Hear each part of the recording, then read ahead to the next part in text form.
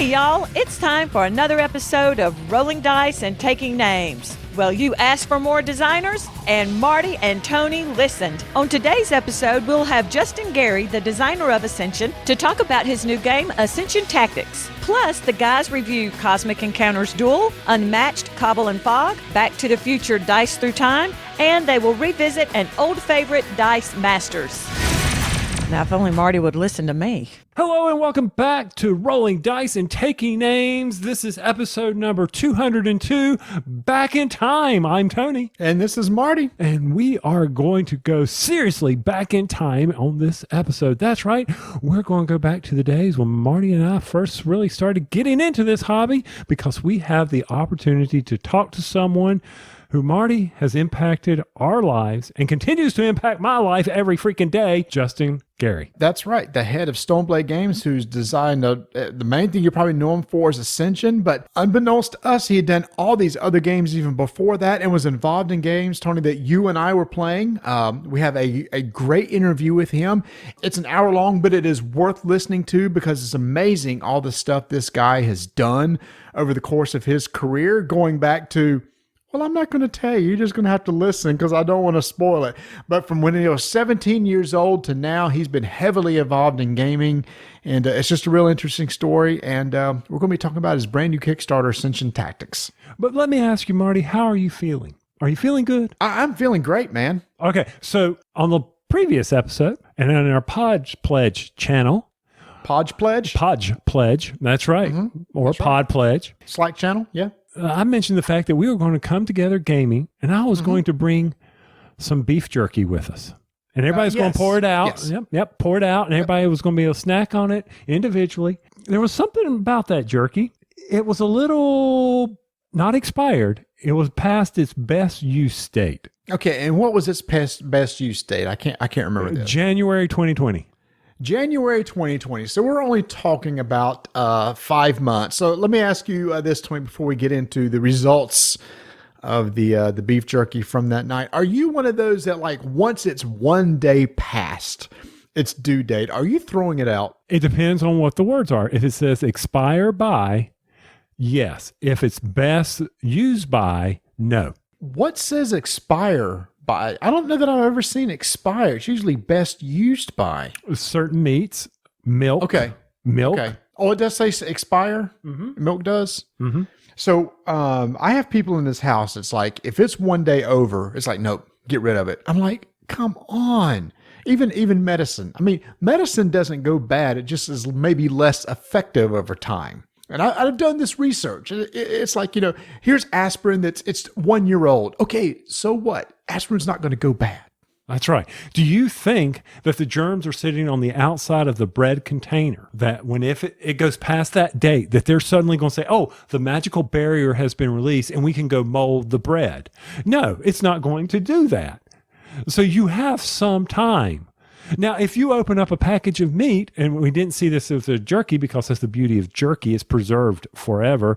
But if you open the meat and it's gray, you might want to think twice about that. No, that's fair. That's fair. At least meat, there is a smell or even possibly a look, because I went to the fridge the other day, Tony, as I was going to have myself a liver mush sandwich. And people may be wondering, wait a minute, what did you just say? Yes, they are.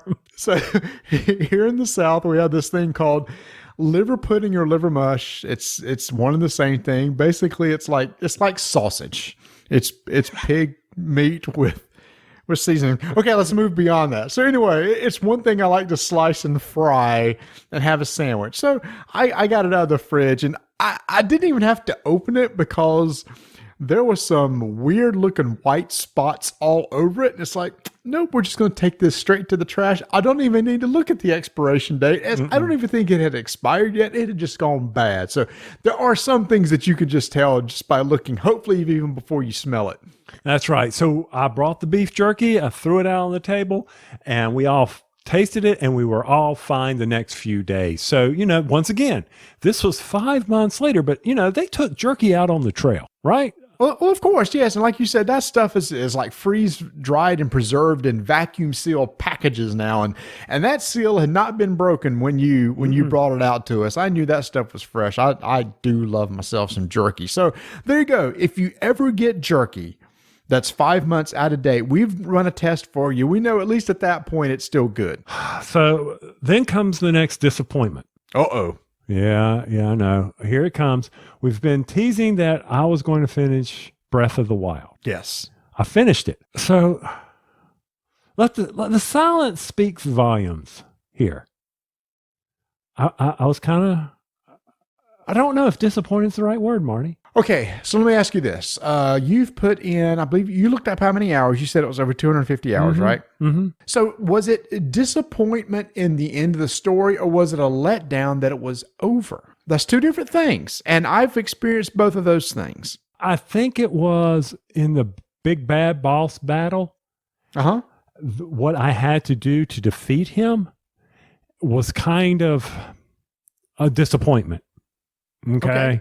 I was expecting a little more. It wasn't very challenging. No, it was very challenging because I couldn't do it very well. Oh, okay. And I was hoping all the other boss battles were fun. This one was like timing, and that's all it was to me. It was just timing. But that's typical Zelda game, right? With bosses, usually bosses along the way where it's all about timing. Mm-hmm. And I just didn't have the timing. Now I could go back and play the battle again and again and again and relive those moments and see if I can do better. But then I found out that even though I finished it, I can't go and now explore the world and try to cleanse the world. I wanted to do that. Oh. I wanted to go out and take this. I defeated the big bad, and I wanted to go out and then just wipe everything out and then have a clean world for us to repopulate. Let's use that word. That's what I wanted. And I can't do that. So I up to this journey, I don't know. I guess it's one of those things. I didn't know what I was expecting. And nothing from the game, because, oh my gosh, the game is incredible. Hey, I just found these two buttons on my game chair, and I didn't know what they did. This is pretty cool. There's these buttons underneath the handles that will make them slide outward and inward. And then I've got two other buttons that make the armrest slide forward and backwards. This is pretty cool, man. Yeah, we talked about this chair before. It's from E1 Racing. And if people want to, they can go out to e1racing.com and use an affiliate code RDTN and get 20% off their order. Seriously, as we're sitting here, I was mucking with this and found these two buttons that I had never seen before that takes the armrest and move them towards your body or away from your body, and two others that move the armrest forward or back. That's cool. That's good. So this is what it feels like when you're telling me about something and I completely tone out and then I come back in and you're like, I didn't listen to a word I said. So it was disappointing on Zelda. Sorry, I was just thrown. I was pressing this button over here, and it's like, I don't know what this button does, but now I do. Hey, look, I'm glad you experienced those. So I will tell you, if you want another Zelda experience, I know you've bought it. Link's Awakening, I think, is a good one. You're talking a game 15 to 20 hours, not near the time commitment, and it's one of those that's enjoyable. There are some bosses with timing. If that bothers you, there are a few of those. No, it didn't bother me. It was just how it was. So I did kick off Diablo 3, and you said we can play together, but I want to ask you, which class should I pick? Just whichever one you want to play. I think I picked. I'm either the the Witch Doctor or the Demon Hunter. I can't remember which one I'm playing. I have multiple characters I'm playing. Okay, I'll pick the Necromancer, so that's good to know. Okay, very good then. All right. Or maybe it was the Necro. He's fun too. Maybe it was the Necro. I don't know. I've played them all. So I'm one of those, I just can't remember what my current one is. But if you ever want to get together and play the story, it's a good story. Oh, I'd like to. That'd be kind of fun to do since we're still in quarantine now that everything's escalating. Oh, my heavens. But, that one night we weren't in quarantine where we tried the jerky, you brought out a game we got to check out, Jungle Cruise. That's right, a Ravensburger game. Not Presidio Hall. Prospero Hall. That's right, Jungle Cruise. Wait a minute, Presidio. What is that? It's a movie, isn't it? Is it? Well, there's Sussudio, which is a song by Phil Collins. Mm-hmm, mm-hmm. That's right, Sussudio. No, yes, Jungle Cruise, based on the Disney ride. Have you ever been to Disney World or Disneyland? No. Was this lost on you then? Well, no, it's a pretty simple concept. Yeah, but the ride, since you did not have the opportunity to take the Jungle Cruise theme and know what it's about, did that lose anything for you in the game? Because you couldn't envision like, oh, I've been on this ride? Mm-mm. Okay. No, it lost nothing for me. Maybe, here's the thing. Maybe if you've been on it, it added something for you, but it didn't take anything away from you. Didn't take anything from you? Okay, so yeah, I guess it is. It would add, because I'm envisioning, doing that very ride at Disney.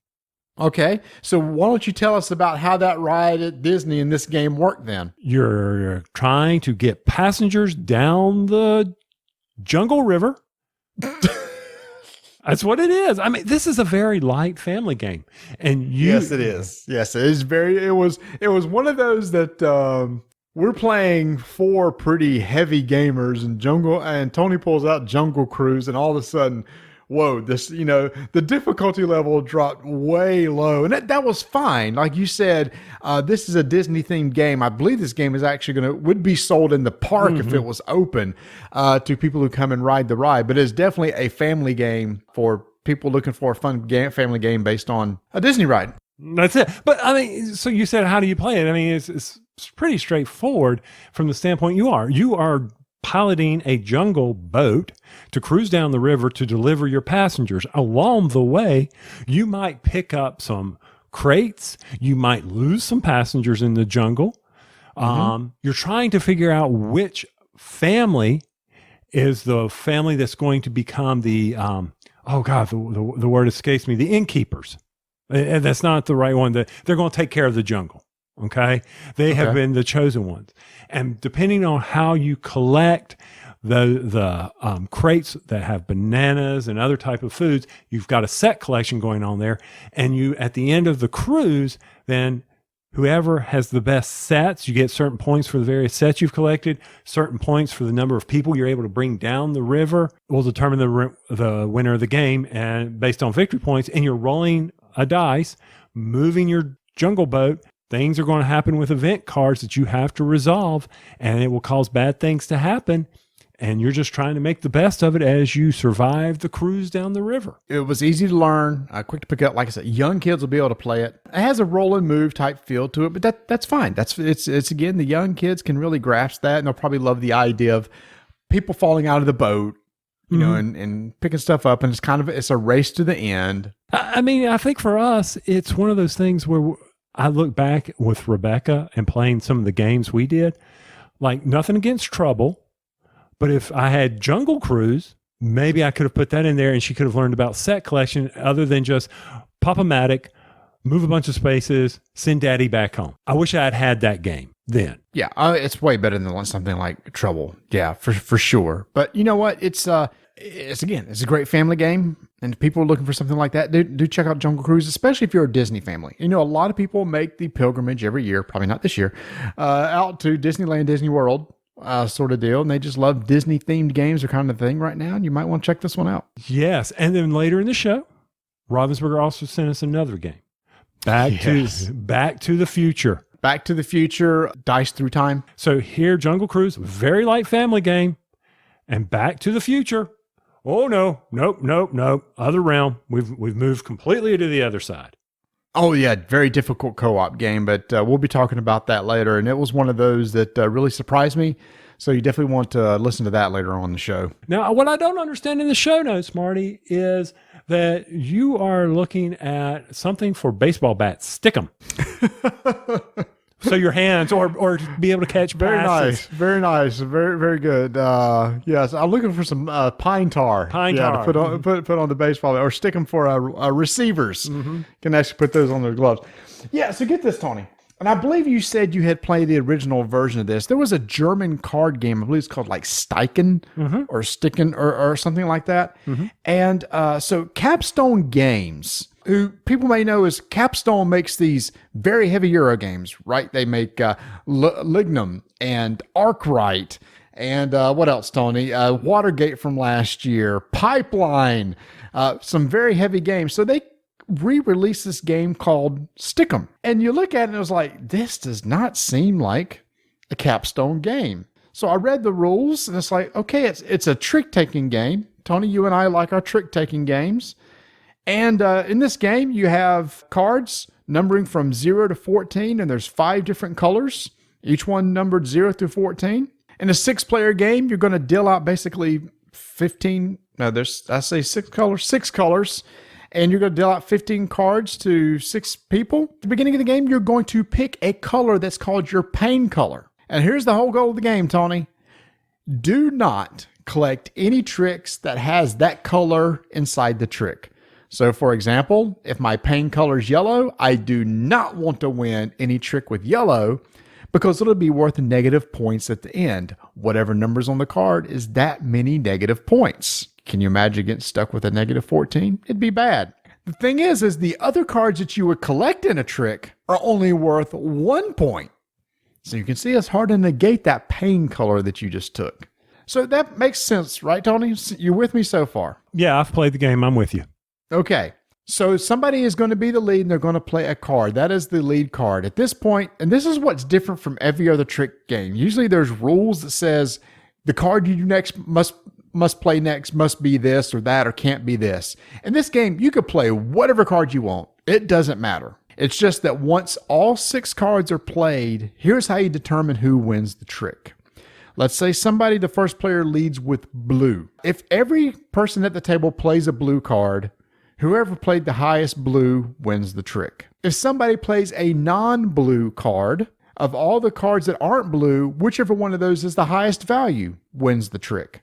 So if everybody plays a blue card except for 3 people and one plays a green 3 and somebody plays a red 4 and somebody plays a gray 5, 5 is the highest of the non-blue cards, they take the trick. And that's the whole rule of taking tricks. And so I read the rules and I'm going, I still don't get what the big deal is. And then I played multiple games of this. I played 3-player, I played 4-player, I played 6-player. And it is a brutal game because as you play cards, you're like, oh crap, I do not want this trick. This pain color, there's a card in there with my pain color. It's going to be worth a lot of negative points. Is there a way that I can make sure to play a low enough of an offsuit color or an off-lead color to make sure that I don't take it? And then you may play a card and it's like, oh man, I don't want this either. But luckily, because of what card Marty played, I could play a card beneath that and stick Marty with that. Then he takes it. And it just elevates to this level of thinking and strategy and stuff that you never would thought would have been in this simple game. Now, remind me, because when I played this, it's been a while, and I did. The reason why I purchased this game many moons ago was I heard that it was a good follow-up to Old Pasha, a game that we love. What I don't remember about the game is it perfect knowledge? Like you take out certain cards based on the play? It is perfect knowledge. It is perfect knowledge. Okay. I couldn't remember that. And what Tony means by that is every card is dealt out so you know what every card in play. The fewer players, you'll take out some cards. For example, with like 3 players, you only use like cards 0 through 8 and then take out the higher cards. So you could potentially card count. With 6 players, it's almost impossible because you're not going to sit there and look through people's discard. I mean, you'll keep track of your pain color. Typically, you're going to make sure to know where the 14 of your pain color is and whether it's been played or not. That's pretty important. So you could probably track your own stuff, but tracking everybody else is hard. See, I'm glad you liked it because, I had it. I thought, hey, when we get together, this is a quick game to play and we never got it to the table. My group really did not like it. Why? I don't understand. My family loved it. Because it was so mean? It was so mean and the unknown, not following suit. So when you teach people to play cards and you give them the basic rules that you have to follow suit, then suddenly you get rid of that rule. Some people would have a problem with that because they don't. They're like, you mean you had that color, but you didn't play it. And they just couldn't. It was very difficult for them to shift gears on that. 100% agree. If you play a lot of hearts, a lot of spades, a lot of Old Pasha, there's these base rules that you expect. Even the Stronghold game, Tony, the one that we used to play all the time that we love. Diamonds. Even games like that, it's like there's a rule. It's like, if you have the lead card, you must play it. Mm-hmm. That's a typical rule of most trick-taking games. And that's the twist on this one. Play anything you want. In fact, there's a good chance that playing something that's not the lead could win you the trick. That's right. You can always guarantee never to take the trick if you can play a lower card than the lead color. You can always make sure you'll never take it. So that's just part of the strategy too. Yeah. But here's the thing. Sometimes you want to take the trick. You need positive points. There are going to be times it's like, well, my pain color's in there. It's the -2, but I can get 4 other cards. I net 2 points. I'll take the trick. And that's where they would also argue that if you're always the last to play, you always have the advantage. Oh, yes. And that's important to know too. The lead player always shifts 1 to the left. So everybody gets to be lead eventually as you play the game. Versus someone who, say, took the trick, now has the lead. Right. That's not the case here. That would be bad.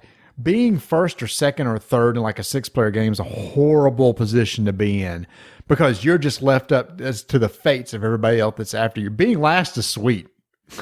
Unless, when you only got a couple cards left in your hand, you're kind of stuck at that point. You got to play what you got. But that's why I said it's such a good thinky game.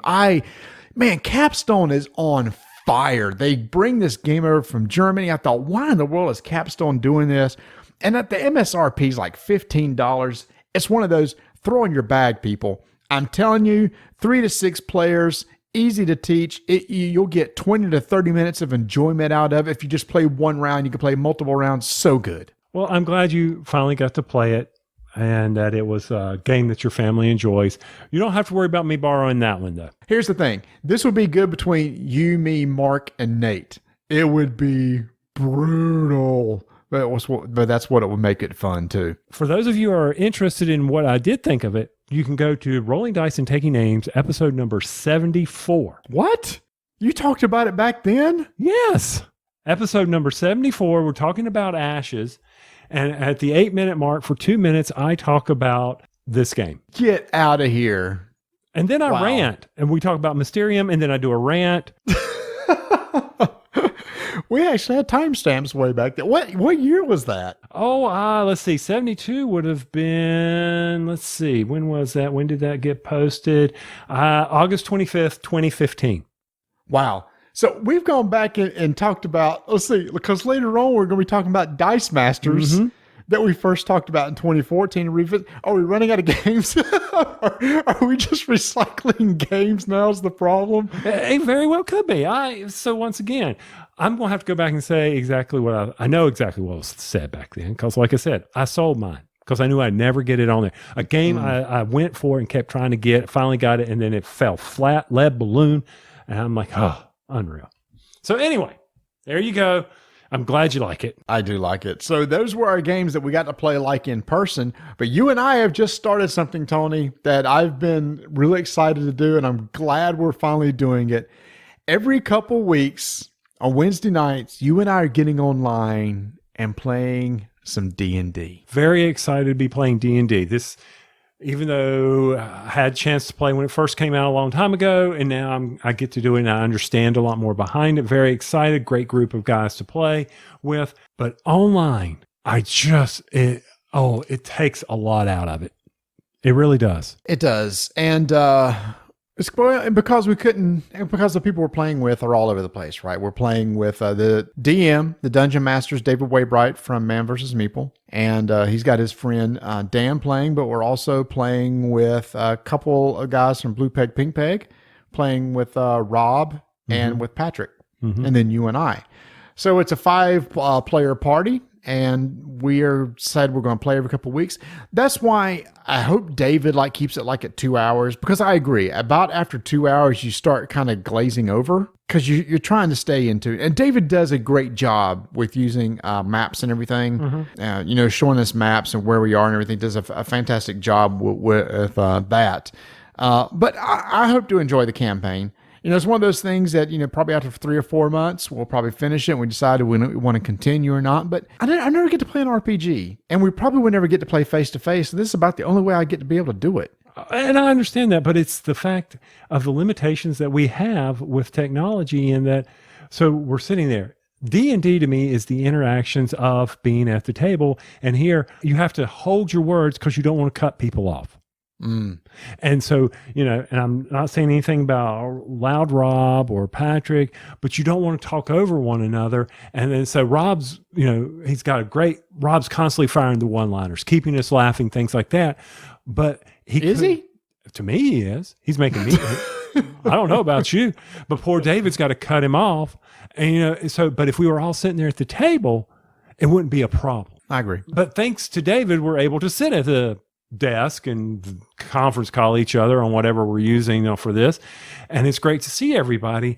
So unfortunately, it loses a little bit but then again, we couldn't do this without it because we're not anywhere close to one another. Right, exactly. So it is kind of cool to get with them and just hang with them and do this. And I'm gonna enjoy the campaign. I created a ranger play, and what'd you create? I forgot. I'm carried over from our play by forum. I brought Dour Grimax over. He's a dwarf paladin. I always love to play pallies, kind of the support class sort of deal. Now, I will say this. I would have probably enjoyed the game a lot more if I had some special dice to roll. Oh, okay. That's my fault. That is my fault right there because we just, when I play these games, Tony, I know some people are using electronic dice rollers. No.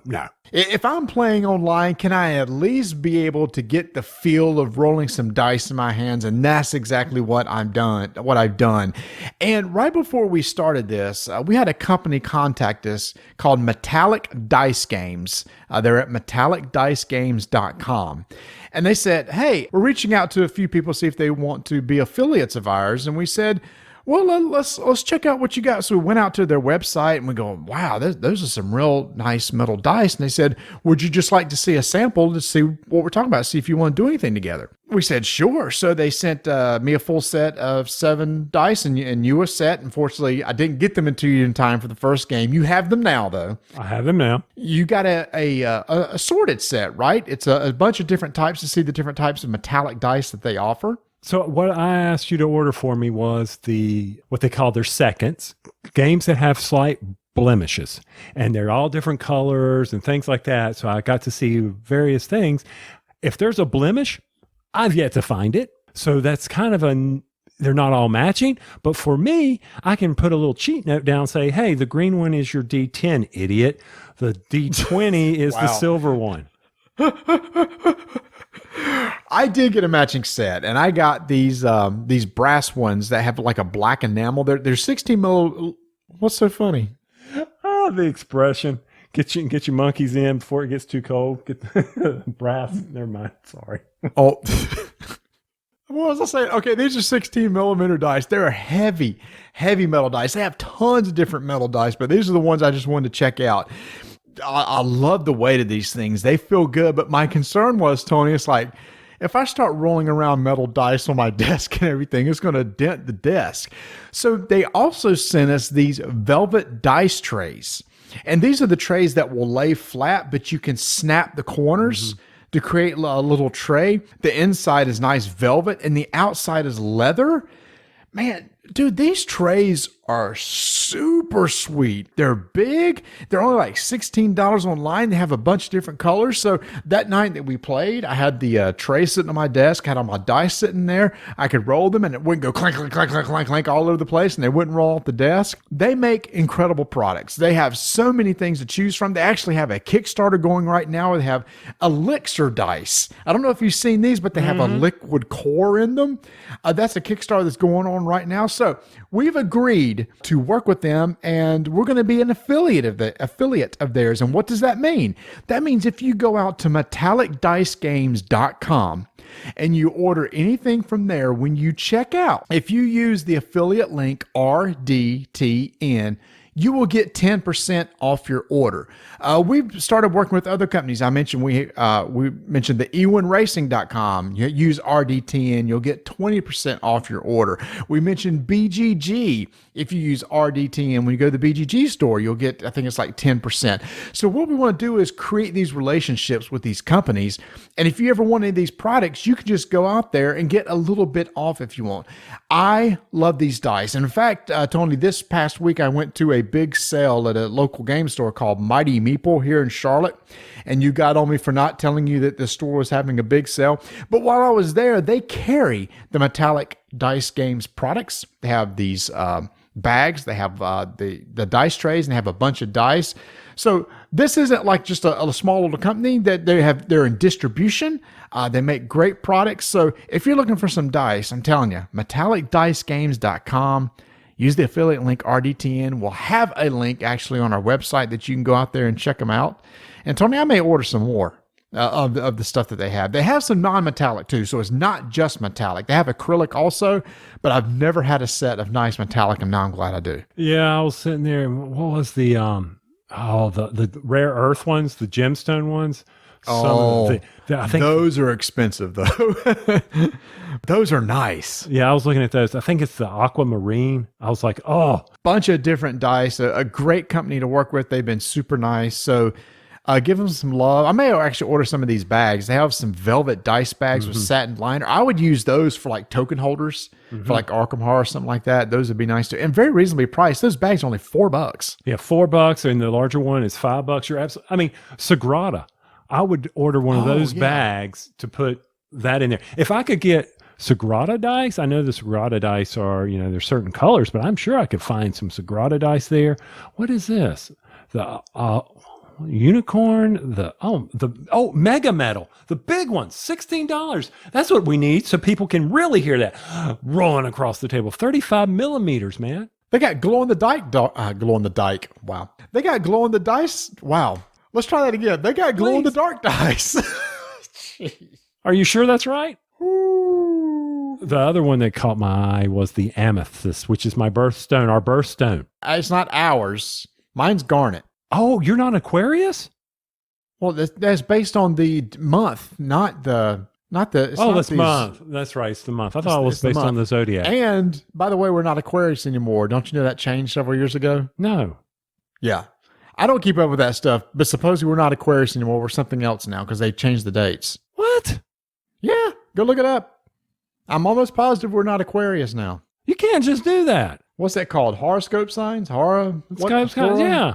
You can't just change my horoscope. That's who I am. That's how I've built my whole persona on, is that I'm Aquarius. Okay, never mind. I was wrong. For some reason, I thought it changed. No, we're still Aquarius. There was one sign that did change.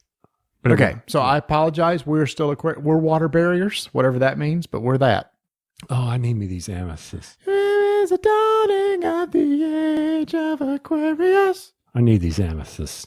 Oh, that's another yard to mow. Well, boy, you better save your money because remember, we're going to be talking to Justin Gray in just a few minutes, and you might want to save your money for that. In fact, why don't we go over there and talk to him real quick because that money that's burning a hole in your pocket, you're probably going to want that for dice and possibly this too. And make sure to come back for the outro, everybody, because we want to share our preview of Rise of the Empire from Portal Games. Tony and I got a chance to check it out. It's on pre-order right now. We can't wait to tell you about it. Plus, in the outro, we're going to tell you about how we are going to be at PortalCon virtually. Tony, you and I get to talk to some very exciting people over the years. Well, we have got to talk with some exciting people here. And we're getting ready to talk to somebody else, too, that has a huge influence on our gaming hobby over the past, 10 plus years. We are so excited to have on the show a designer, a CEO, an author, and now a podcaster from Stoneblade Entertainment, Justin Gary. Justin, welcome to the show. Oh, it's great to be here. I love the intro. Yeah, now we're talking. Let's do it.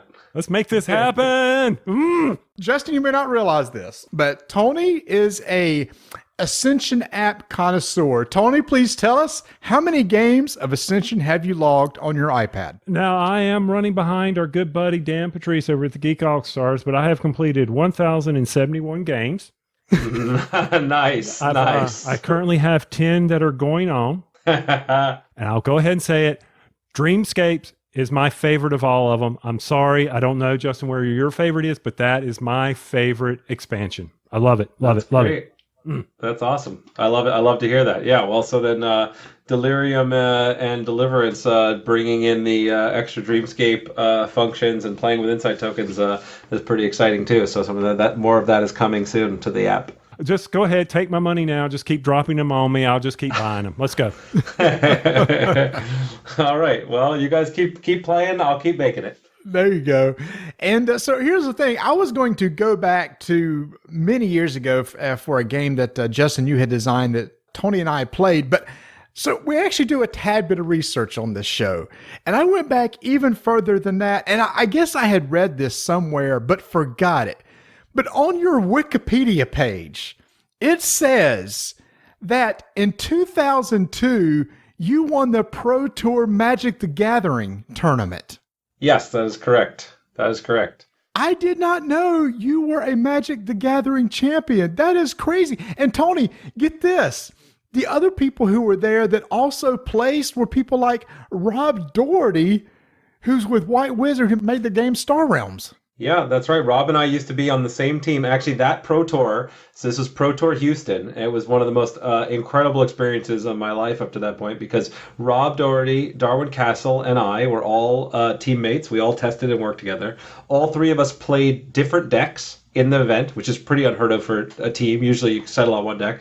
All three of us finished at the end of the Swiss rounds, seeded number 1, 2, and 3. Wow. And in the top 8, we never lost a game to anybody but each other. And we finished 1, 2, and 3 in that tournament. So that was a really fun event. That was a really fun event. I had no idea you were a pro player, man. It's like, I was supposed to say, it started at 17? Yep, I won the U.S. National Championships when I was 17 years old, back in 97. How do you become a pro player? Well, I mean, the basics are you need to win games and play on the Pro Tour. If you want to get into some more detail, I can answer that. But for me, the story was actually pretty interesting. I mean, I didn't really, I found Magic because some friends actually at a local Laser Storm league would play. We used to play like laser tag with some friends, and they would play Magic in between matches. And I saw them playing, and I was like, oh, that looks like fun. And picked up a deck and started playing, and then I was like, oh, okay, well, I probably shouldn't just play with all the cards I own. I should probably maybe only play 2 colors. And I kept playing, and then eventually they were all like, hey, we're going to take a road trip and we're going to go to the state championships. You want to come? And I was like, again, I'm like 16, 17, just turned 17 that time. And I was like, yeah, sure, that sounds like fun. And so I went and then won that and qualified for nationals. I didn't have enough money to go to nationals myself, so I ended up running a little tournament at my local store to earn enough money from entry fees to get a flight, and then slept on somebody's floor at Origins at Columbus, and then won the national championships, and then started, getting in the spotlight and going to pro tours. And then I had ended up how I paid my way through college, was playing Magic. Holy cow. Dude, that's amazing. Tony, we could have gotten through college by playing games, and we were just too stupid to realize that. No, we would have never gotten out of college. I've mentioned that many times. If we had things like Magic or anything like that back in the Stone Ages, what were your colors? I'm curious. Blue Red was my big. That was the one I won nationals with. It was just the deck I loved the most. I like to be able to counter people's spells and destroy their stuff. So that was really a lot of the heart of where I started. And then over time it evolved. But blue was always my main color. I very much like to be able to sort of take control of a game, get to a position of dominance, and then win eventually. So people hated you. Yes, 100%. No, I'm not saying I was the most fun to play against back then, but it was really fun. I mean, I think when I talk about, you mentioned I have a podcast, and a lot of times I interviewed game designers, and there's almost always one of 2 starting points, right? Either they played Dungeons and Dragons or they played Magic. And then that spawns this love of design and this love of games. And I think one of the great things about playing Magic was, well, one, I had to learn and dissect how games work and break it apart so that I could break the game and try to win. But more like when you're building a deck in a collectible game like that, you end up really designing your own game in some ways, right? You're building your own game within a game. And so I think a lot of the skills that I was able to sort of develop from building different decks and seeing how things might work ended up translating to a game design career. Well, let's go from there, because I guess you stopped playing on the Pro Tour and you actually moved into game design a few years later. Well, yeah, so there was a brief interlude there that I think it's worth stopping at for a moment because I quit the Magic and I actually went to law school. I went to NYU Law, and it was always destined that's what I was supposed to do. Both my parents were lawyers. I was always, Magic was a fun thing to do through college, but it was never supposed to be a serious career. And I spent a year in law school, and I was miserable. I just did not. It was not my calling. And that summer I got an opportunity to do an internship at a company called Upper Deck in San Diego, working on the Versus System trading card game. And they fortunately reached out to me because of my Magic background. So I had a chance to, instead of like going and working in a law firm in New York, I got to go work at a game company in San Diego. I was like, yeah, sure, that sounds like fun. And at the end of that process, they said, hey, look, you're good at this. You know what you're doing. If you want, you have a full-time job here. You want to come work for us.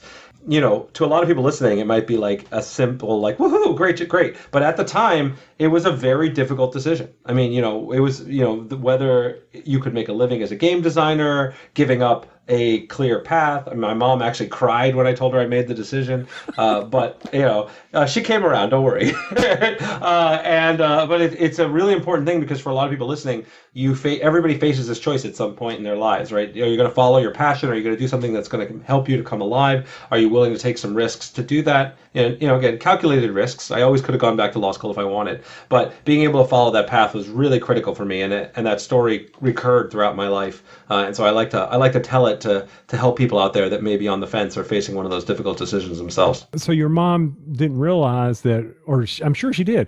Mom, I've been playing games and I put myself through college. Connect the dots here.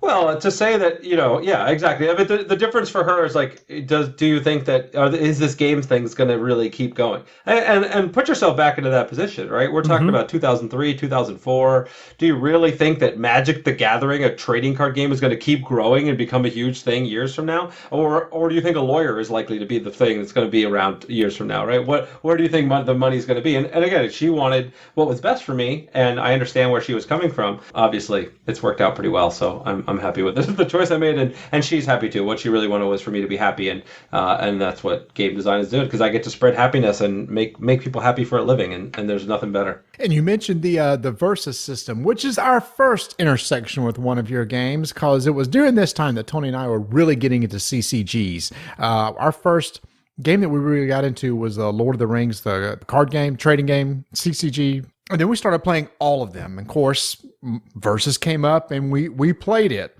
And right after that, we got heavily into Upper Deck's World of Warcraft, the card game.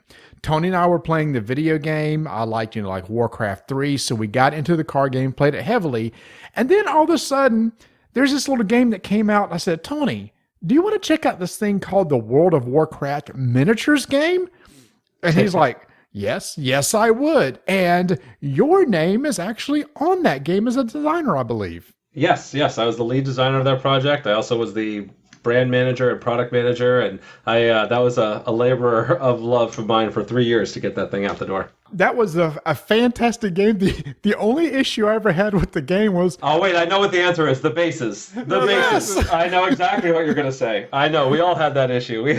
Believe me. For those who don't know, explain what we're talking about. Yeah, so the World of Warcraft miniatures game, I've been a huge miniatures game fan for my whole life. I used to play Warhammer 40K and HeroScape and HeroClix and all that. And so for the World of Warcraft miniatures game, I really wanted to bring something new to the table and solve a lot of the problems that I saw in the industry. And so the fundamentals of it are, of course, it's using the characters from Warcraft, and we had all these beautiful 3D painted minis. But the fundamentals of the game was that there was what we called the tick system, which used time as a resource. So every one of the characters, you could have really powerful moves, but they would advance you forward in time. And then so the more powerful the move you took, the longer it would take before you could go again. Now, this was really cool and created a lot more dynamic back and forth than the traditional miniatures, like I move all your guys, you move all your, I move all my guys, you move all your guys type of thing. But what it required was we had to track that information on the figures. And we thought it would be really cool as an evolution of HeroClix had that built-in base where every miniature had this sort of thing built in, and we were like, well, wouldn't it be cool if you had a detachable base so you could use the same base on different guys, and so it would track not only the time when that mini would go again, but also their health and how much damage they took. And in the prototypes we had, this all worked great. It was awesome, and you could see everything from across the board. Of course, when we got to mass production, very small millimeters of difference in just variance that happens in mass productions meant some of the bases held on just fine, some of the bases not so much. And over time, they would wear out. And so one of the common complaints we had was that base snap and hold mechanism just wasn't good enough. Little did I know, as a game designer trying to make my way and figure out how to make these products, that problem was going to exist. But yes, it was a challenge for sure. But otherwise, people loved the game, and I still get people messaging me about it to this day. So that's part of. We'll talk about why that's an inspiration that's meaningful to me now, in particular. But we can get to that later. So, Marty, but I will have to say that method was better than another game company that we were messing with in miniatures, and that was Sabretooth and the Lord of the Rings. And we had the little sliders. Remember those? Yep. Yeah, it was little sliders that actually tracked health on the bases. Everybody was into trying to put some little mechanism on the base thanks to the HeroClix. The concept I love was the tick system because it felt like I was playing an MMO because every skill had a recharge time. Right. And you were mimicking that in the base with the little tick system. And there's another card game that we played, Tony. City of Heroes had the same mechanic where you had a concept of when you spent something, it either cost like a 90-degree turn or 180-degree turn, a skill, and it recharged until it stood back up again, then you could use it again. So I had the same concept. So I love the idea of like mimicking like an MMO spell. The more powerful the spells, the longer it took to be able to use it again. But yes, we were plagued with why won't this stay on the base? How many ticks did I have? Was it 2? Was it 3? I don't remember because they would just fall off the base. Yes. No, I've kept a handful of these still at home with the bases that really held well. So I've got for my games here the ones that like the tried and true, the ones that really hold up. So it's been fun, and I learned a lot of lessons from that process for sure. Both not only just how to make miniatures, but also the keys to the mechanics, what makes miniatures games fun, where people get tripped up. All of that stuff has been something that I learned a ton from, and it was such a cool project to be a part of. Now, before we get to why you're here, other than reminiscing down memory lane here, one of the things I read that you wrote was how line of sight. That's always a challenge in miniature games. Do you feel that? Oh, 100%. Yeah, trying to make it so that it represents your instincts well about when I would be able to see something. Like, so miniatures games, a big part of the fun of miniatures games is that tactical positioning, right? The idea of like being able to set yourself up so you have an advantage, so you're able to control territory that matters, so you're able to get, some bonuses when you're in combat, all of those things. And line of sight and terrain that blocks line of sight is a key part of that. But then how do you communicate that to players, right? Is it, you have to literally take a ruler and like trace a line between the people? Is it there's some other mechanism for it? And so trying to find a good, clean system that generally tracks with what your instincts should be, but is not, you could explain to somebody quickly, and you don't have to bust a ruler out, I think was always an important goal of mine. Yeah, and then the miniature death. I mean, I was also reading some more that you were writing about when we played, what was it, Privateer Press game, War Machine. Yeah, yep. War Machine. And we would go, and I'd go out there and I would have my big bad out there getting ready, my troll. He was going to smash some people, and I rolled pathetically. And then to watch them come and decimate him and watch him go to the side, one of my best painted miniatures ever, and he's sitting over there in the case because he just got defeated. That crushed me. Just crush me. Yeah, that's exactly right. It creates what I call it. It's sort of a snowball problem, right? With most miniatures games, your objective is to defeat all the other miniatures, and as you defeat the miniatures, it becomes easier and easier to defeat the miniatures. So once you start taking down, you maybe with a lucky roll of the dice, and you take out their big unit, it then just becomes easier and easier for you to win because they have less things to fight you with. And so with both the World of Warcraft miniatures game as well as the project we haven't yet talked about, I really wanted to make sure that miniature death wasn't the end of the world. That there were ways for you to be able to make a comeback, and that miniatures could respawn, and that there were ways for the game to have a good flow back and forth, so that the first kill was not always necessarily fatal. So you spent 3 years designing a miniatures game. Now let's jump ahead to just a few years after that, where you started your own company, I believe, sure. And you came out with a brand new game called Ascension. That is correct. That is exactly 10 years ago in August, where I sold my very first copy at Gen Con 2010. And so, yeah, that was me starting my own company and launching my first product. And, well, it turned out to be a far, far bigger hit than I could have anticipated. So here we are 10 years later. And this is where you and I actually had an intersection. You just didn't realize it at the time. 2010 was the first Gen Con I ever went to. I remember in the back of the convention hall, there was this little booth back there, and I was really into deck building games at the time.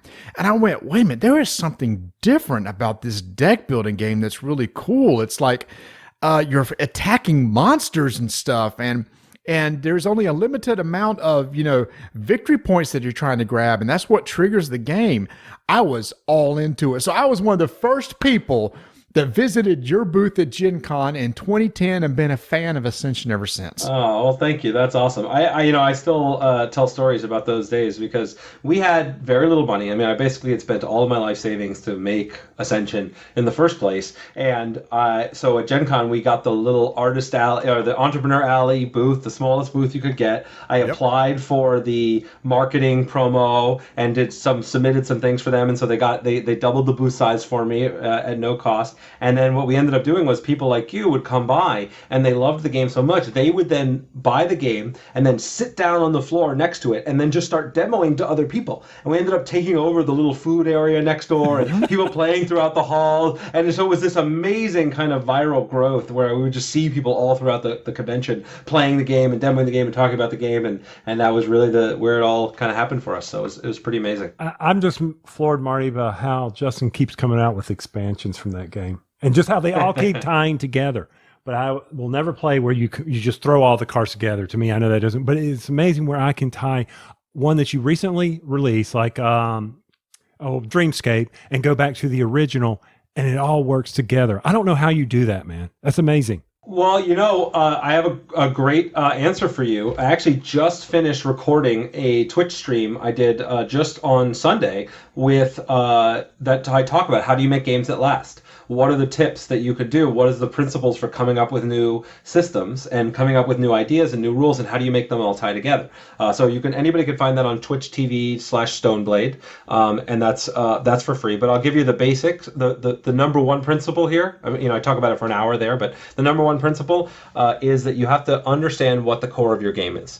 And once you know what the core tension of your game, right, the fundamental thing that players are struggling over and struggling with, if you know what that is, every single expansion you do, every single mechanic you do has to add to that tension or create a counter tension that will play with that. If it does something else, if it takes a tension away from that, then it's a mistake and it's going to pull people out. So I'll give you an example. You mentioned Dreamscape as your favorite and as the setup here, right? Dreamscape gives you a protected set of cards, right? In Ascension, for anybody listening that's not familiar, I'll give the brief. Ascension is a deck building game. We were the very first deck building game to ever have a changing center row of cards, where the 6 cards that are available, once somebody takes one, a new one shows up. So every game is different.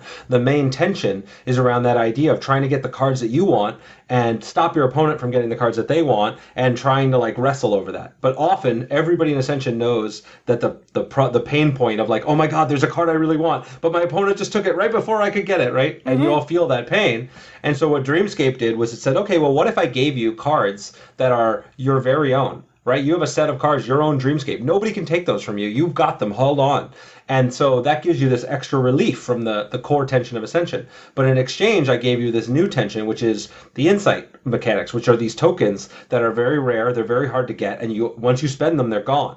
And so you have now this new tension of, okay, well, how do I get insight and how can I spend it? And then that creates, and I have to use the center row to try to get access to more insight. And so now the tension ramps back up again. So just to give you an example of how to think about that kind of problem. Hopefully that helps. Oh yeah, no, it helps. It doesn't help me win. I will say, and this is not a knock. I mean, every game this can happen to. It doesn't matter what you're playing. But I have seen it where in Ascension we have swung. I mean, it becomes, I can't get a single card, and yet the guy I'm playing against, he gets everything. I have lost by over 100 points before, and I have seen where he has played 30 cards, and I'm like, sure. I'm just like, okay, first off, I want to reach across that screen and kick your butt for doing that. And then second, there's I forget which one it is. It's not the World Ender one, but there's one that pulls all the pool back into the center, and you have to keep playing. Yes. He did that and pulled it all back, and I was ready to forfeit, Marty. You want to talk about a grumpy Tony? Oh, I was mad. Yeah.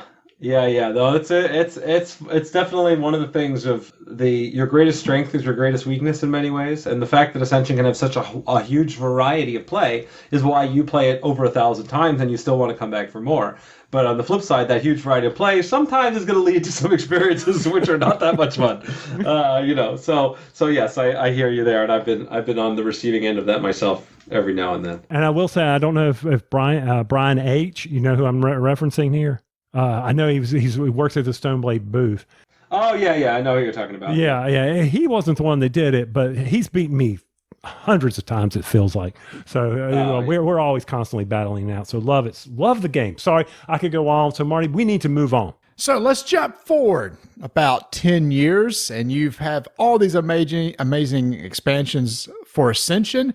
And somewhere along the way, you've just said, I've got this itch, or, I've been wanting to go back and visit miniatures games again. So you've decided, you know what? I'm going to take this well-known brand that I have in this mechanic, mix it with the miniatures game, and you're going to come out with what is coming out on Kickstarter actually on the day that this episode is released, which is Ascension Tactics. Yes, Ascension Tactics. I'm so excited, and it's been fun actually the way that this chat has been structured, because you've taken me back through my history, and so it makes it very easy to see how this game is the culmination of the last 15 plus years of my life and my design career, because I take what is the best of tactical miniatures games and everything I learned from making the World of Warcraft miniatures game, and the best of deck building games and everything I've learned from a decade of making Ascension expansions, and mash it up into one new crazy thing that is live on Kickstarter, I guess right now as this is as this podcast airs,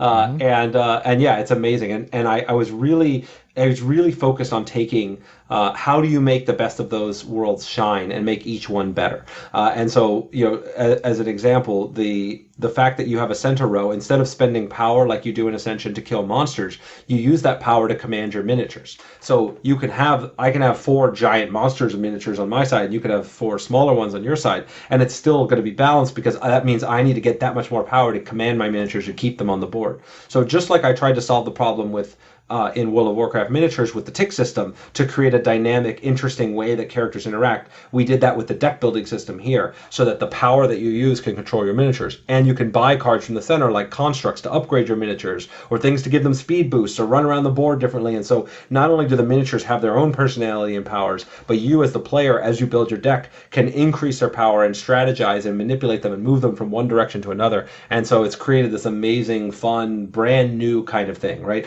10 years after creating Ascension, deck building games are a dime a dozen. Back when Ascension got released, there was like 1 or 2 deck building games out there, and now there's so many of them, so that I'm able to take that as a building block to create this new genre of game and really hybridize the two things. So I'm incredibly excited about it. I really, obviously I would love for people to go check it out, and you don't have to take my word for it. Not only have we had reviewers take a look at the game and we posted stuff on the page, but we're also making it available to anybody that wants to play. We actually built it in Tabletop Simulator, so even if you're stuck at home, you can play the game right now.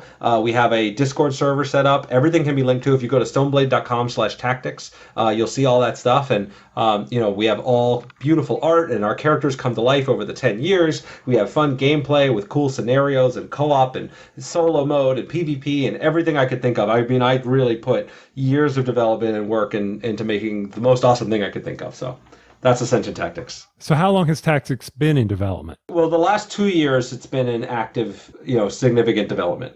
So 2 years ago, we knew the 10th anniversary of Ascension was coming up. We wanted to make sure we had enough time to plan for what cool things we could do. And we have a bunch of other stuff as part of the Kickstarter. We have a 10th anniversary edition of Ascension that you can get as an add-on into the Kickstarter, where we've updated and modernized all the art. So it's 100% new art. I'm sorry. You just made Tony sick to his stomach because he's checking the money in his wallet. He's going to see a lot of cash going out of his bank account pretty soon, I think. I was going to ask that too, because, it's happiness. You're buying happiness. It's Finish Tactics. Okay.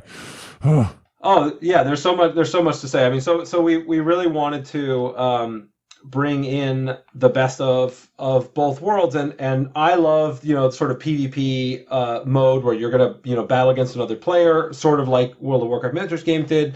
You can either have preset teams, so each scenario will have a set of preset teams where I can pick one side, you pick the other side, or you can actually draft your champions at the beginning, which is the most fun thing. So you actually pre-game you set up a little Ascension 6-card center row, and you take turns drafting the champions you want until you get 4 each, and then you set up and go. So the strategy of which champions you have and which champions your opponent have set up and change up the entire game before you play the main game itself. So it's really, really fun. I will say that when you opened up the Tabletopia and I got access through Discord, I immediately went and read the rules. It's like, all right, here we go.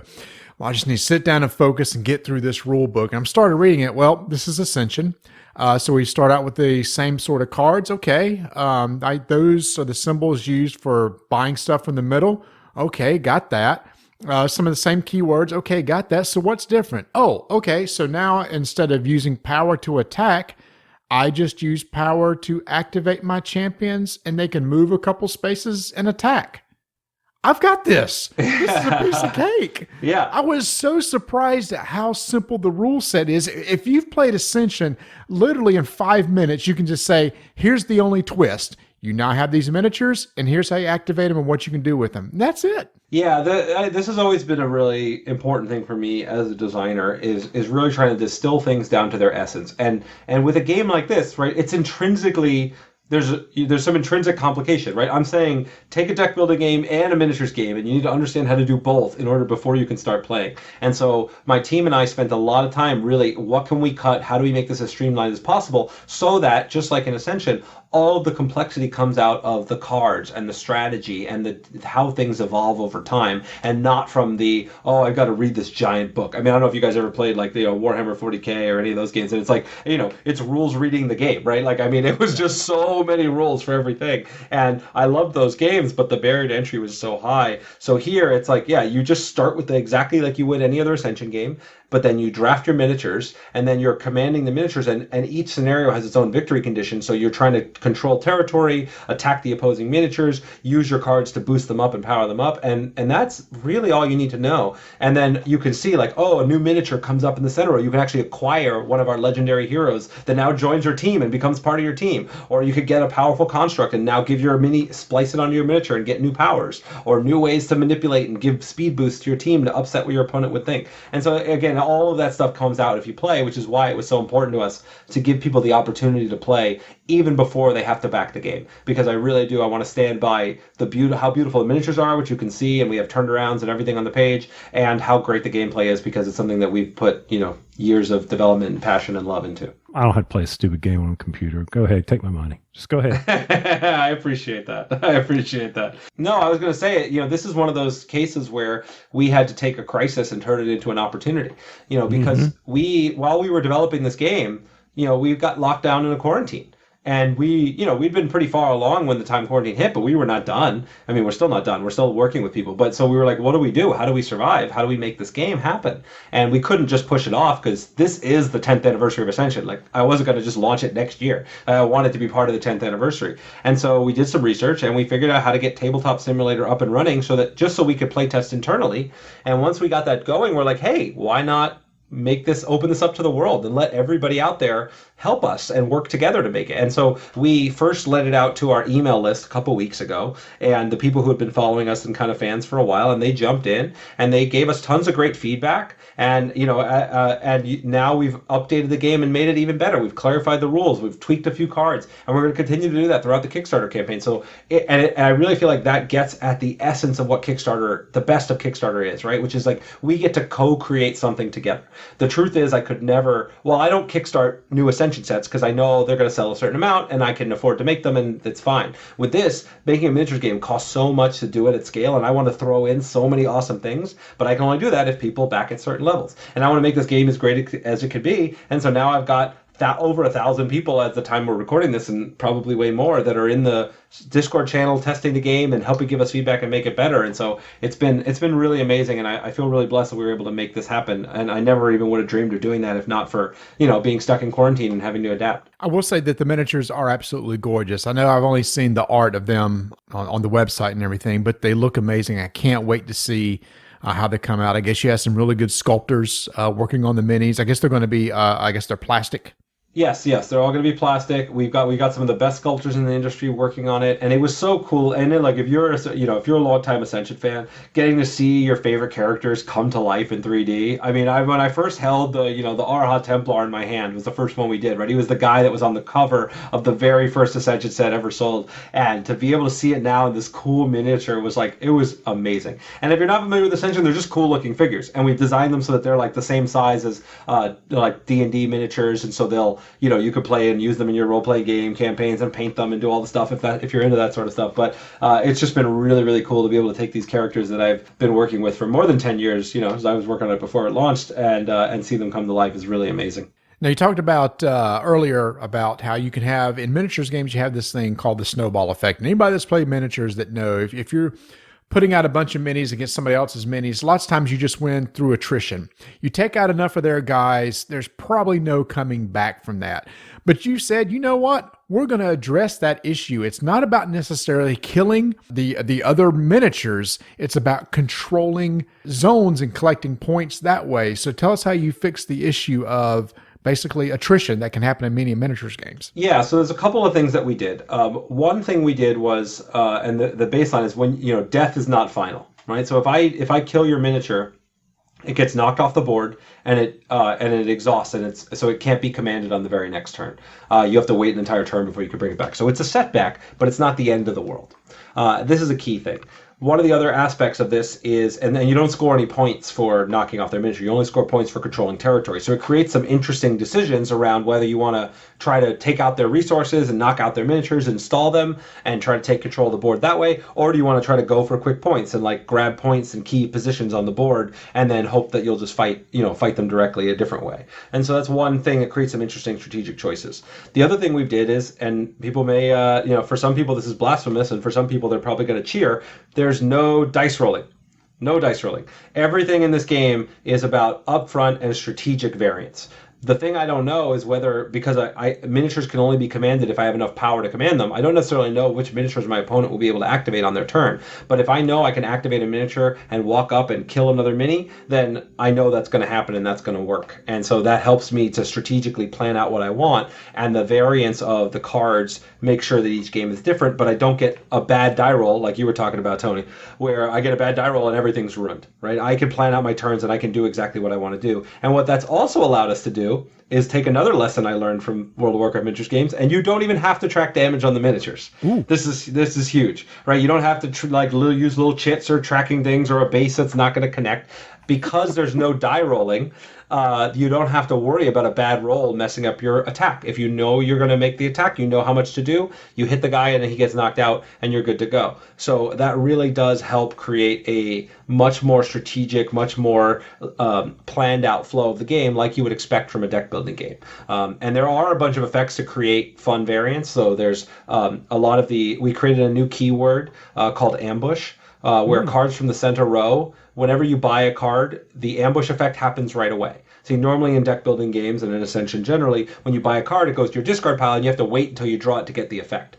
Ambush effects give you something right away. And this can do some really cool stuff and shake up the turns a lot more based on cards that come and flip. And you get that excitement of the card flipping and like, oh, that's exactly what I needed right now, which is really fun. So that was kind of like in Shards. I was going to say, yeah, those Shards of Infinity. Yes, absolutely. Yeah, that's a great point. So that was actually the inspiration. So in Shards of Infinity, we created a mechanic called Fast Play, which Mercenaries had, which gave you a choice of either I can buy the card and put it in my deck and use it and save it over the long term, or I can play it right now and get the effect right now, but I don't get to keep it in my deck and it's gone. And that's actually where we started with Ascension Tactics, was that exact same mechanic. But what we found was it ended up being a little bit less fun because in a tactics, it's so important to be able to control the board and move your miniatures that people would always choose to fast play, and thus they would not end up building up their decks. And so their decks wouldn't get built as much, so the game became more tactics, less deck building, and I wanted it to feel like a good balance. Ambush lets you get the best of both worlds. You get an effect right now that helps affect your miniatures, but you're still building your deck towards the future strategy you want to do. And so it kind of ended up at a really good place. It also gave us the advantage of being able to do certain kinds of effects that are very unique that we would not want happening over and over again, right? So there's an ambush effect that lets you just deal a bunch of damage to a mini right away, or destroy all the constructs on an opposing champion, or place an extra forest tile on the board to be able to block terrain and set up stuff. Whereas if you could do that every single turn or every time you drew the card, it would be very, crushing and not fun. But as an ambush power that can just happen once, it's an exciting way to shake up the game and give you a powerful one-off effect. And with this game, you've got tons of different scenarios. You got a whole scenario book that every time you play, you sit down and pick a scenario and play. There are different winning conditions, I guess, different maps, different terrain. Yes, absolutely. So this is one of those areas where, man, oh man, do we really bite off a lot with this project. Not only do we say, if you just took Ascension Tactics, I'm willing to stand by this. If you just took the base scenario, which we currently have available in Tabletop Simulator, that's pre-printed on one side of the game board, and you had the minis, and you drafted your minis, and you played the game, you could play this 1,000 times just like Ascension, and you would not get bored. There's tons of fun variants, there's tons of things going on. But that wasn't enough for us. Because this was the 10th anniversary, we really wanted to blow it out. We put in over a dozen different scenarios, and the scenarios can change and we have the flip side of the game board is blank, and we give you a lot of movable terrain pieces, so you can not only build the scenarios we give you, but you can actually create your own scenarios. And one of our hopes is that fans will be creating cool scenarios, and we'll be able to highlight those and post them and share them, so you'll have limitless numbers of scenarios that you can play. In addition to that, we built a solo and cooperative mode that players can use and work together as one to three players, and you can play 4 players team against each other. So you can play 1 to 3 players against a villain deck. And the way that works, because I know you want to know how it works, is so we have some villain characters, and you set those up as the opposition. And then we have what we're currently calling the boss deck, which is sort of an AI deck that tells you what the boss does each turn. And so each of the boss's miniatures has like an icon that is associated with it, and the deck, you flip the deck, and it'll tell you which miniature to move and where it goes. And the boss will have some unfair powers that it'll do to mess with your stuff and attack you in different ways. And then each turn, the boss will play the last card they played, and then a new card. And so on your turn, you can strategize around, okay, I know they're going to do this, so I want to prepare for this, but you can't plan 100% because their second card is unknown. So you got a nice balance of strategic planning and uncertainty. And then the boss cards also have threshold powers, where after a certain number of boss cards get played, the boss cards get more and more powerful. And this is something we took from Shards of Infinity also, right? Where you had the mastery level and the cards that scaled up. We built in Shards of Infinity the Shadow of Salvation expansion, where we actually turned Shards of Infinity into a co-op game. And so we learned how do you make a very PvP game, a deck builder, into a PvE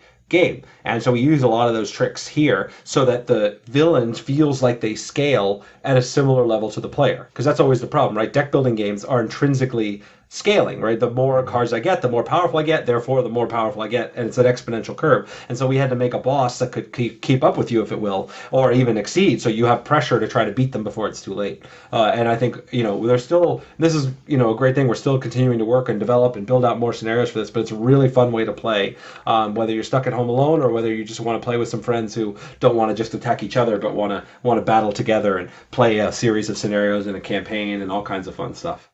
You know what that reminds me of is when we were playing the World of Warcraft CCG, is they came out with the dungeon decks, where they turned the card game into a co-op game, against a dungeon. Usually there's somebody playing that role, but the idea was that as you faced a boss, like in the video game, there were different levels, and the more you beat it down, the tougher it got. It kind of sounds like the same sort of thing. Yeah, well, but you know where that idea came from? I built that. I built it for the World of Warcraft miniatures game. We created an Onyxia raid, and I used similar strategies where the Onyxia and her minions were controlled by a deck and battled against the players, and that product never actually got to to market because we couldn't. The Onyxia Dragon, which looked super cool. There are some pictures of it out there. I'll see if I can dig one up for you. But it was too expensive. We just couldn't figure out how to get it made. And then that became the inspiration for doing it in the World of Warcraft TCG. We're like, well, we can't do it in the minis game, but we could do it in the TCG. And so then that team did an amazing job developing and building it out for the TCG. So yes, this is something I have worked on for many, many years. So Marty, once again, the paths crossed, the streams have crossed.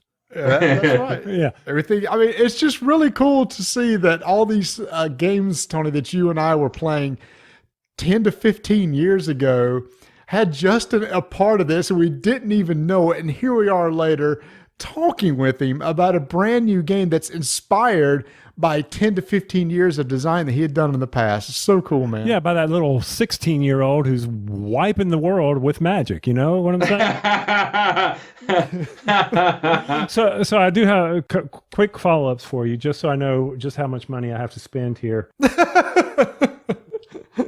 Justin, I apologize. I will never be able to pronounce anything here, but is Verdagris the Wild? Is he going to be one of the miniatures? Did I say him right? Dreamscape Lifebound? Big Dragon? Yeah, he is not one of the initial miniatures, but we could talk about stretch goals, and we're going to give people some opportunities to pick some of their favorites. But we will not make a miniatures game without at least a dragon in it. I was going to say you got to have one in there. I promise you that there is at least one dragon that you can go check out there, and we have the possibility of more if the Kickstarter does as well as I hope it does, because I love dragons. And I look at just the artwork. I'm flipping through all the cards here, and I'm looking just having pulled up Dreamscape. Imagine that, and I'm like, oh my gosh, that would be an incredible miniature of the Unbound Emissary, right? And that flowing, I'm just like, that would be an incredible miniature. Or Pasithea, Pasithea, yes. Pasithea, yeah. She's also the hardest to pronounce miniature, the hardest to pronounce character. Actually, Pasithea is our very first stretch goal. So if we do well, that's going to be the very first one that we unlock. So all right, people. I believe. Get the checkbooks out. Tony wants this. Yeah. Let's go. Yeah. Checkbooks. The checkbooks. Yeah, just mail in the checks. What do you got? All right, so the Kickstarter is live. So what does it cost to get in on the Kickstarter? What's the tiers? So again, we let you buy in at whatever level you want, right? If you just want to be a part of the Kickstarter and support us, we'll take $1, we'll take anything. And everybody that backs like today within the first 24 hours, we want to do an extra thank you and just all those people are going to get their name in our rulebook, because I think the people that are willing to put their money down up front and believe in us from day one, it means the world to me, and so I want to recognize that, and so have you be a part of, because you really are a part of creating this thing. So that's at the baseline, back for $1, come be along for the ride. We got tons of cool little contests and competitions and fun updates, so come do that even if you can't afford anything else. If you want to buy the main game, it's $99. Comes with over 27 unique sculpts and 38 miniatures and 250 plus cards, and it'll hopefully be way more than that by the time we're done. And that's sort of all the minis, all the goodies. And then we have a couple of different bundles. If you want to get, we have obviously we partnered with Ultra Pro, who's been an amazing partner on this project. You want to get all the sleeves to protect your game. You want to get one of those play mats to cover it. You can do that. And we also have an ultimate bundle where you'll get not only the 10th anniversary edition that I talked about, where we have all new art, 100% new art for the base game. Plus we made a few design and development tweaks to the cards to make it as I would make it today if I would really update the game today. Really cool, unique board with some really neat treatments on it. You get the collector's edition for year 6, which is the all foil, all the content that we released in year 6 in an awesome tin. And you can get all of that at a discounted price over what you would ever get it in retail for $300 for all of it. So all the sleeves you need to cover everything, play mat, all the goodies there. And then if you want to get real crazy, we weren't sure whether we were going to do this or not, but I wanted to because I thought it'd be so cool. For the people that have some money to spare and they want to be a part of this game for real, we have only four possibilities to become one of the chosen. See, we didn't sculpt all the minis yet. We left one reserved for each faction. If somebody wants to, and again, it's a lot. It's $7,500 to do this because we're going to make you a custom mini that will be in the game. You're going to get your own version of the mini that's going to be oversized, and we're going to send it to you. Your art, your likeness. We turn you into a mini, and you become part of our world. And that I just thought, I don't know if anybody's going to want to do that, but I know I would want to do that. And so we made it cool. There's only one of each. So if you want that at all, you better go check it out now, because those are only going to last. You only get to pick your faction one time. So that was like a cool, like high end, like if you just want to be in the game, that was your chance. Yeah, Marty, I'd love to do that, but I don't think Donna, my wife, wants me to do that.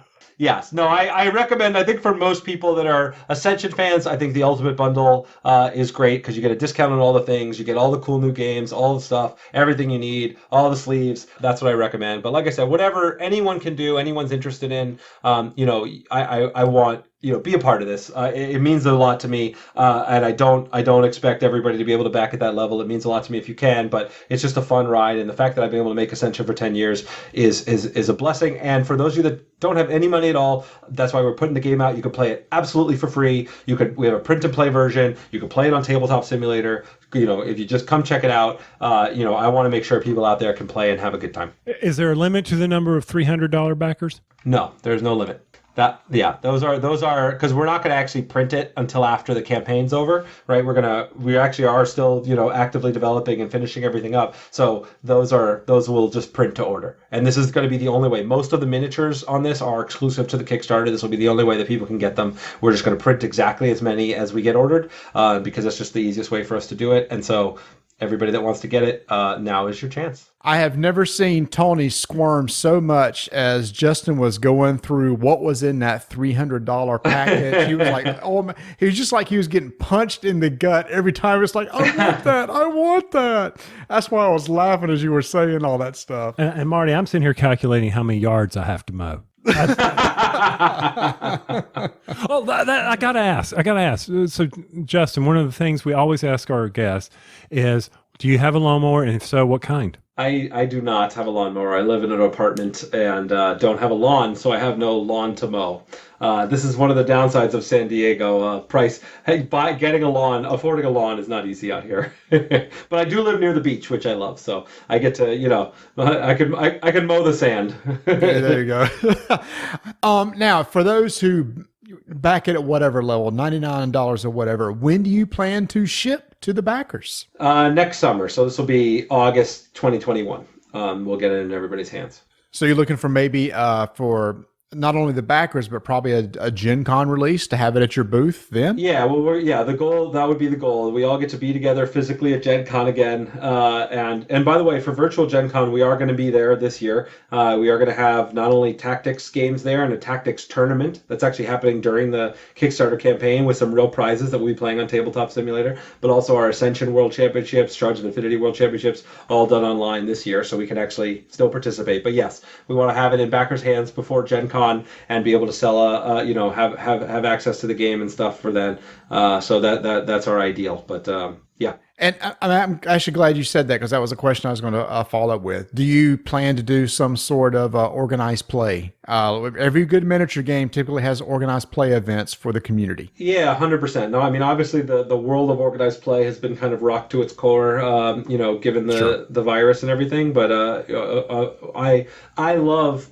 Not only do I love organized play, and that's why we're going to have a tournament even during the campaign, you could see. But, I love being able to get together with friends in game. Right? Obviously, my background from playing competitively in tournaments, as how I got into this industry. And the number one thing is casual players. Number one thing is it's got to be fun for everybody sitting down at home and playing. But I believe that having a robust tournament scene and organized play and high-end, strategy be possible is one of the things that helps trickle down and inspire everybody. And so that's always been a part of the vision. So we want to, give it a very high level of development and let it support that kind of play.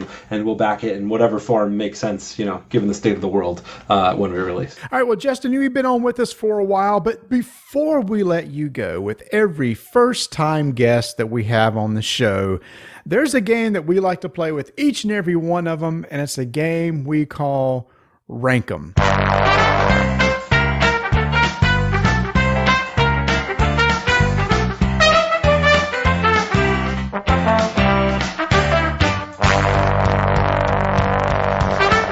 In our game rank them, what we're going to do, Justin, is give you three items from each of us, and then you're going to rank those in whatever order that you would want to, and then you can tell us why. Do you understand the rules of this game? I got it. Let's do it. All right, Tony, kick us off. All right, so we're going to go back in time. We're going to have a little history here.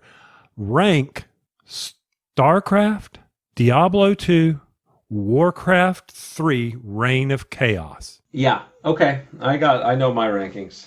All right, let's hear it. So number one is StarCraft. I actually played so much StarCraft growing up, and I actually was ladder ranked for a very short period of time. Oh my God! He does everything.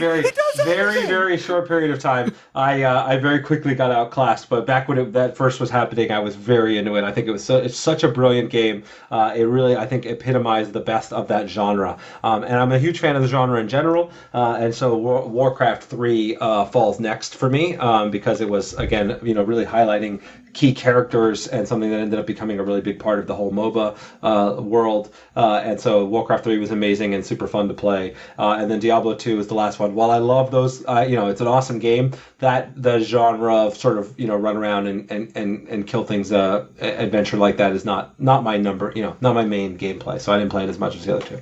Oh, Justin is a man after my own heart. I love RTSs too. Yeah. And the one that got me into it was StarCraft. For sure, that's going to be number one. And actually, I have a picture from years ago of Tony and I in GameStop when StarCraft 2 was released. And we went and got the midnight release edition together. But StarCraft 1, Warcraft 3 is number 2. Seriously, even though it's just a RTS, one of the best video game stories I've ever seen, with the story of Arthas, or the fall of Arthas, is just amazing. Yeah. And then I love hack and slashes. I love Diablo, but the other two just are so memorable in my mind. Diablo 2 comes in third, but not by any means because it's a bad game. I still love it too. Yeah, 100% agree. All right, so I'm going to rank these based on how the theme music gives me the feels. Oh, that's good. Okay. Well, I know it's going to be number one. Well, obviously StarCraft. Yep. Oh, that, just hearing that, the music, it just, I'm getting shivers right now thinking about it through my head. Just something about all that theme music behind it. I still have it on my computer with the MP3s, and I will still listen to it today. And then it's going to be Warcraft 3. It's got to be, because then just the storyline, it brings back that rush of the storyline. Diablo 2, I don't remember it as well as the other two. So that's my ranking. So it sounds like it was a perfect match. This was like match game. Yeah, not surprising. We're all miniatures games fans, and the RTSs are at the top of the list, right? There's a lot of overlap in the types of games you like here. So okay, right, we're all aligned. Easy. All right. What's so round two? Sort of same theme here. Orc, Tauren, Troll. Yeah, Orc, Tauren, Troll. It's hard for me to categorically give good answers here. I think I'm actually going to stick with them in the order that you gave them. I think Orc is number one for me. I was always a Horde player in WoW, and I had the Horde. For the Horde. And so I think that was and I had an Orc warrior, and I really enjoyed it. And I did play a Tauren druid for a little while, and but I never played a troll character. I don't know why. They just never really jumped out at me. And so because of my own, I'm rating them basically just in number of hours spent in World of Warcraft. It is Orc, Tauren, Troll. It's kind of like, this is sad, we're matching again. Same thing, because I played the Orc. I was a warrior as well, mining those silly rocks. And so it was just what characters I would have picked when I was evaluating Warcraft. It was going to be the Orcs. I love that character. I wasn't the Tauren. I could just picture a bunch of flies flying around me. So that was, of course, not going to be one I wanted to do. and then the Trolls, for some odd reason, the troll skins did not capture me in Warcraft. Nothing against them. It just, there was just something about it. I didn't like them. Well, yeah, Tony, we don't want to offend a troll that may be listening. I know. So, yeah. Well, what can I say? But so, yes, I'm the same way. Well, I guess I'm going to have to break the chain here because I always played, my main character in WoW was a Tauren. I just love the look of those guys. And actually, my second is a troll because I never really got into orcs. Even in Warhammer 40K, I don't know, orcs just never really did it for me. Or D&D, I don't know. But anyway, so my rank is Tauren Troll Orc. Okay, well, you at least got one little bit of diversity here. I mean, your answers are wrong, but it's still, That's fair. That's fair. I'm still floored that we've got a Magic champion, a ladder player in Start. Marty, what have we been doing with ourselves? Yeah. And I thought we were geeks, man. We ain't got anything on this guy. Everything my parents told me I should stop doing ended up becoming my career path, so it's worked out really well. I will have to find out what type of lawyer you are going to be. Patent? No, God, no. I was most interested in international law and constitutional law were the things that were most exciting to me. But who knows what I would have been? I probably would have been a stupid corporate lawyer, man. I don't know. I often wonder what mirror universe Justin would be like. But I certainly am happy to be in this version of reality. So for round 3, here we go. You know it's coming. Enlightened, Lifebound, or Void? Oh, that's not fair. You got me to rank, forcing me to rank my. You can rank however you want. Keep that in mind. You don't have to say I like it this way or that. You can rank however you want. Enlightened, Lifebound, or Void? That's so hard. It's so hard for me to rank these. I think I will go with Enlightened as number 1. I'm a blue player from back in the day of Magic, as I mentioned. The ability to draw cards and manipulate is something that's always been fun. Every time I got a Master Dartha from the original set, I always was super happy, loving life. And I like the whole aesthetic of their world. And then Lifebound, because I think that the characters and the attributes of Lifebound have been one of the best things for us to bring a lot of non-gamers into the genre. We find that a lot of people who, either had a girlfriend or their daughter or friends that would not have played a game, that they could be attracted to some of these characters and come in and really enjoy the game. And so that faction has been one of the best things, I think, for us and overall. And I love to have the fun, cutesy characters combining with the giant, menacing, beasts. And then the Void, I have to rank last, but I can't. It's very hard for me to do because I think they're awesome, badass ninja, shade warriors. But I think that the Void tends to attract the more core gamer folk who like to banish all of their cards and have the ultimate ridiculous deck, which is fun and appeals to a part of me. But yeah, I think I'll rank them in those orders, even though I feel like this is an unfair position to put me in. Yeah, it's like grading your children or something. Yeah, exactly. Yeah, which of your children is your favorite? I'm like, come on, man. It's just I try to build each one of these factions represents an aspect of my psyche, and again for everybody out there, that's what it's for. But like these ideas that's going to appeal to different parts of who you are, and for different people will passionately debate which one's their favorite. But for me, I can kind of recognize the good in all of them. So I'll give my ranking, but only under protest. And so for me, I'm going to go Void first because it's just like the look of them and their mechanic and everything, followed by Enlighten. Let's go to the other end. And then I guess last would be Lifebound. Even though I like their mechanic and everything, I just like the look of the other two. Sure. I was kind of drawn to them. Before I give my ranking, I will say one thing. As far as deck builders go, every deck builder I play, I will always compare the culling in Ascension to them. If it does not have the same feel of the cull, then I'd knock it down notches. Your culling is amazing, Justin. Just love, and you can get yourself in trouble real quick. Yes. But for me, I am going to rank it based on the artwork and what doesn't scare the bejeebus out of me first is Lifebound, and then we'll go to Enlighten, and Void is just scary. That's all there is to it.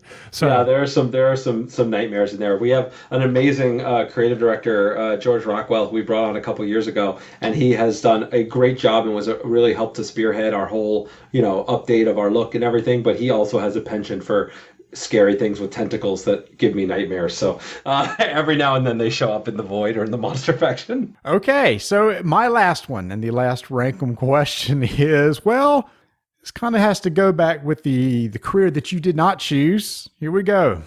Matlock, Perry Mason, Ally McBeal. uh, He's looking up Ally McBeal. no, my mom loved Ally McBeal.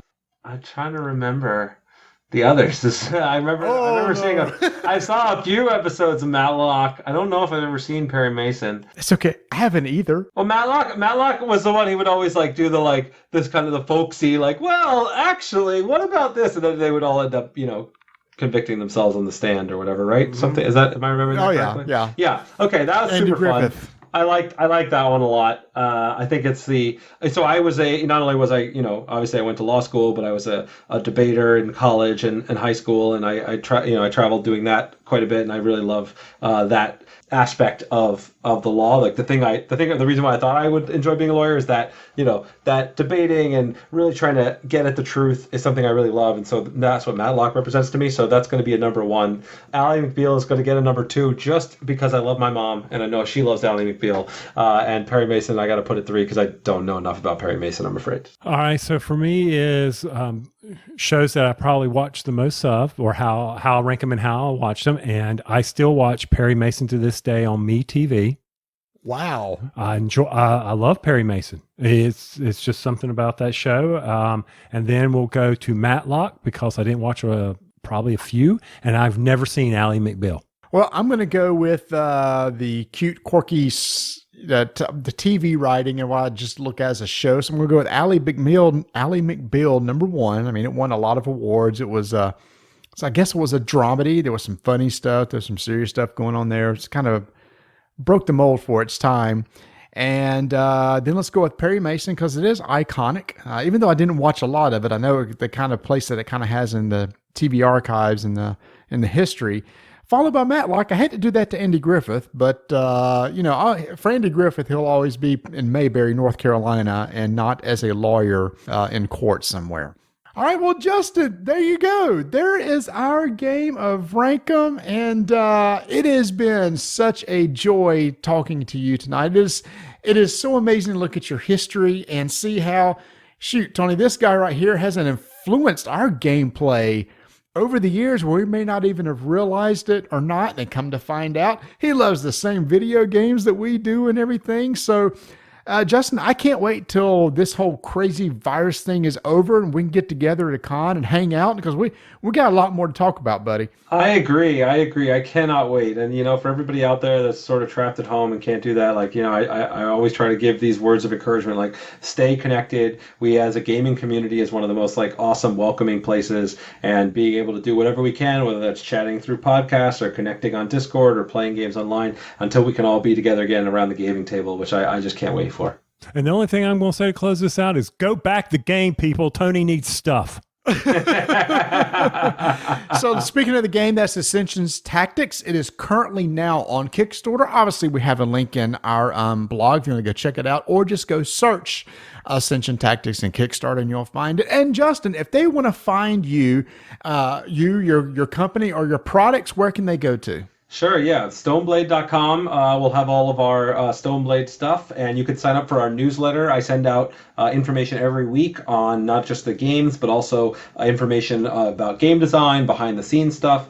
If you go to thinklikeagamedesigner.com, you can find not only my book on game design, but also a link to the podcast where I talk to some of the best designers in the industry, including Richard Garfield, Eric Lang, Jordan Weissman, all the kind of household names and amazing people to just distill their lessons from game design and help anybody out there that wants to be a game designer or get a career in the industry to learn their stuff. So you can find all that stuff there. Or now we just started streaming every Wednesday on Twitch at twitch.tv/Stoneblade. And you can chat with me live and see me play games and talk about stuff directly to me. So I try to make myself as available as possible. So come find me in any of those places. Justin, thank you again so much, man. And best of luck on the campaign. I know it's going to do really well. And make sure, like Tony said, get out there. Tony needs his stretch goals. Right, Tony? Oh, yeah. Stretch goals. I'm sorry. I'm updating my turn in Ascension. Hold on just one second.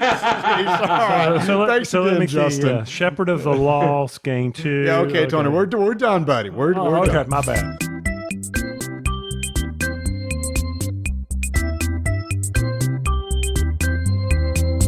Be sure to head over to portalgamesus.com for all your needs from the Portal Company. They got it all over there.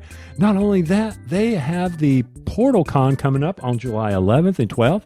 And be sure to check it out on Sunday, 5 p.m. Eastern Time, because Marty and I will be hosting.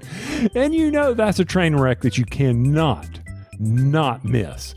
Also, be sure to check out all their good games that they have on that website, especially the new Rise of the Empire.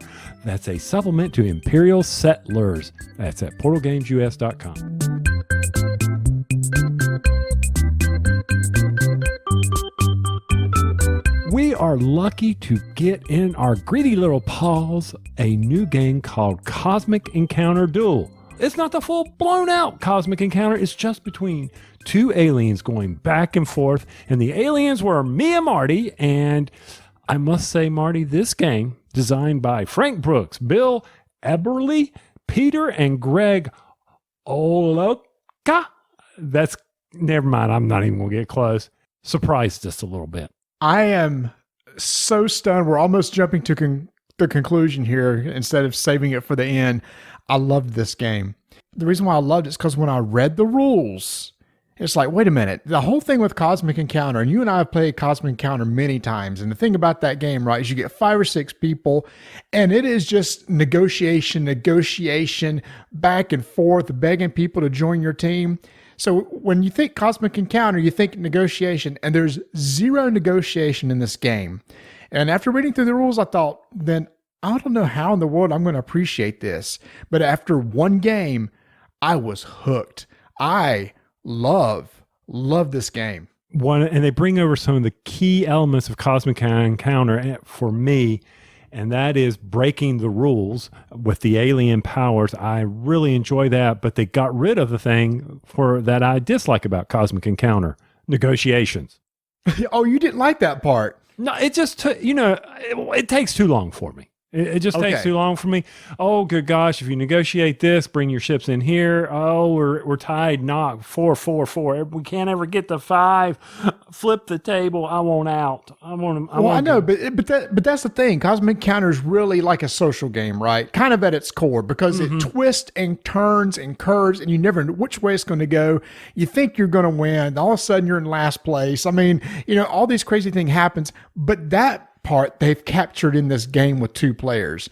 Your goal is still to control 5 planets. The first one to control 5 planets wins. You're still going to send ships out to the planets. You're still going to play these numerical cards where you combat against each other and add up your strengths and everything, and whoever wins gets to control that planet. All the basic core elements are there, but the craziness that goes on within the full game exists in this game. Yes, because some of the things, other than your alien superpowers, is the event card or the allies that you can bring to your aid. Instead of actual other people at the table, there are 3 allies out there that can come in and they can change winning conditions. They can change how things are figured out. That's wild. Some of the cards you play, you talked about playing cards and comparing them. There's the reinforcement cards that you can get into your deck, and those have positive values. Some have negative that you can play on somebody. So the first time we were playing this, and we've played, like you said, multiple times, we weren't real sure how things are going to work. But once we got into it, the first 2 planets, we were like, oh man, this is straightforward. Easy to calculate, easy to figure out, and loving how they will break the various powers that happen. Each of you start with a deck that has numbers ranging from, I think, were some of them negative? It was -2 to 42, but not all the cards are there from -2 to 42. Right. There's a lot of gaps in there. And you're going to draw a hand of cards, and that's what you use when you combat each other. And Tony, the steps of each turn is very straightforward. You're going to flip over a card from the Destiny deck. Now, this is one mechanic that I loved in this game. There's 3 types of cards: discovery cards, event cards, refresh cards.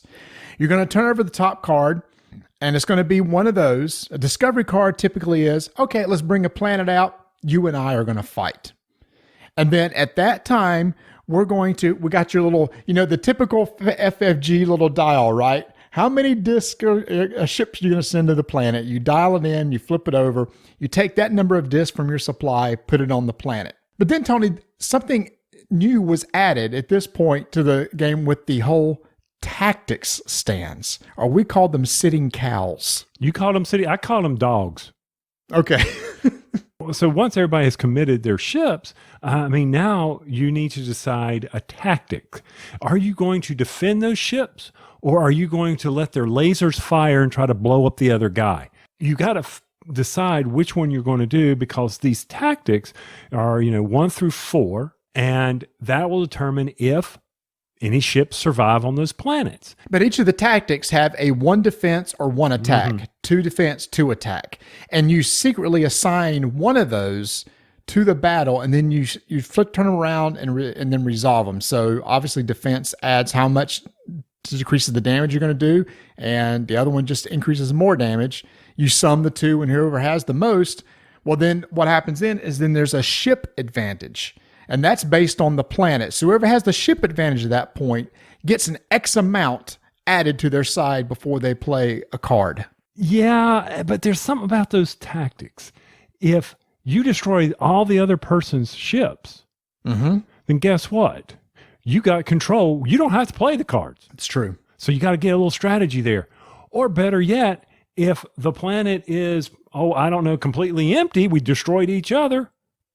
Rinse and repeat. And it's not like those tactics get to come back to you, do they, Marty? They disappear until you play another tactic that will refresh those, or cards will happen. Let's say I play my 4 defense. It's gone until I play the tactic that lets me reset tactics I've already used. So then it's like, well, Tony's already used the 4 and 3, and I've still got the 4 and 3 left. And you start doing a little mental math in your head. And it's like a 2-phase part battle, Tony, like you said. If all the ships are gone from one person, but the other person has ships remaining, they get control. But let's say we still have both ships there. And then at this point, you look at to see who has the ship advantage. And this is one thing you got to get used to. At that point, the ships don't matter anymore. They don't come into play. That part of the battle is over. Now you're going to take one of your numeric cards from your hand and play it in front of you. And this is like regular Cosmic Encounter. Yes, and one thing we kept screwing up, you're actually playing the tactics and the card at the same time. That's kind of important as well, because you may think, well, I can add the ship advantage because I know I'm going to have ship advantage. Then suddenly you don't. Oh, good point. Yeah, you do put down a face down numerical card along with your tactic. Oh, and by the way, if both of you blow each other away, that card you just played goes to your discard pile. You don't get to put it back in your hand. No. So, you battle over the planet, then you reveal your cards, add up your ship advantage and the card total. You have the opportunity, if you have any reinforcements cards, you can play those at that time. Whoever has the most is the winner.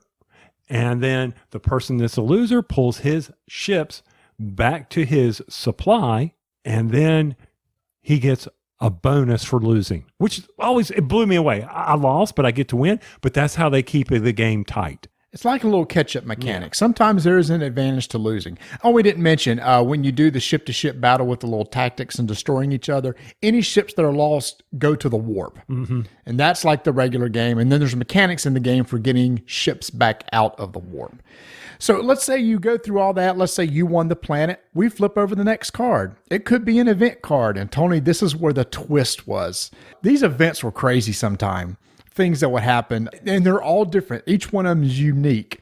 And this is where they throw the twist into the game of like little events that you have to consider. Maybe say, hey, you're going to fight again real quick. I'm trying to think of some other examples of other event cards that we ran across that just threw a wrench into our works. They were strange. Let's just leave it at that. It was interesting that you go fight on a planet, an event occurs, and then you may go fight, because at the bottom there's icons telling you which card to flip over next.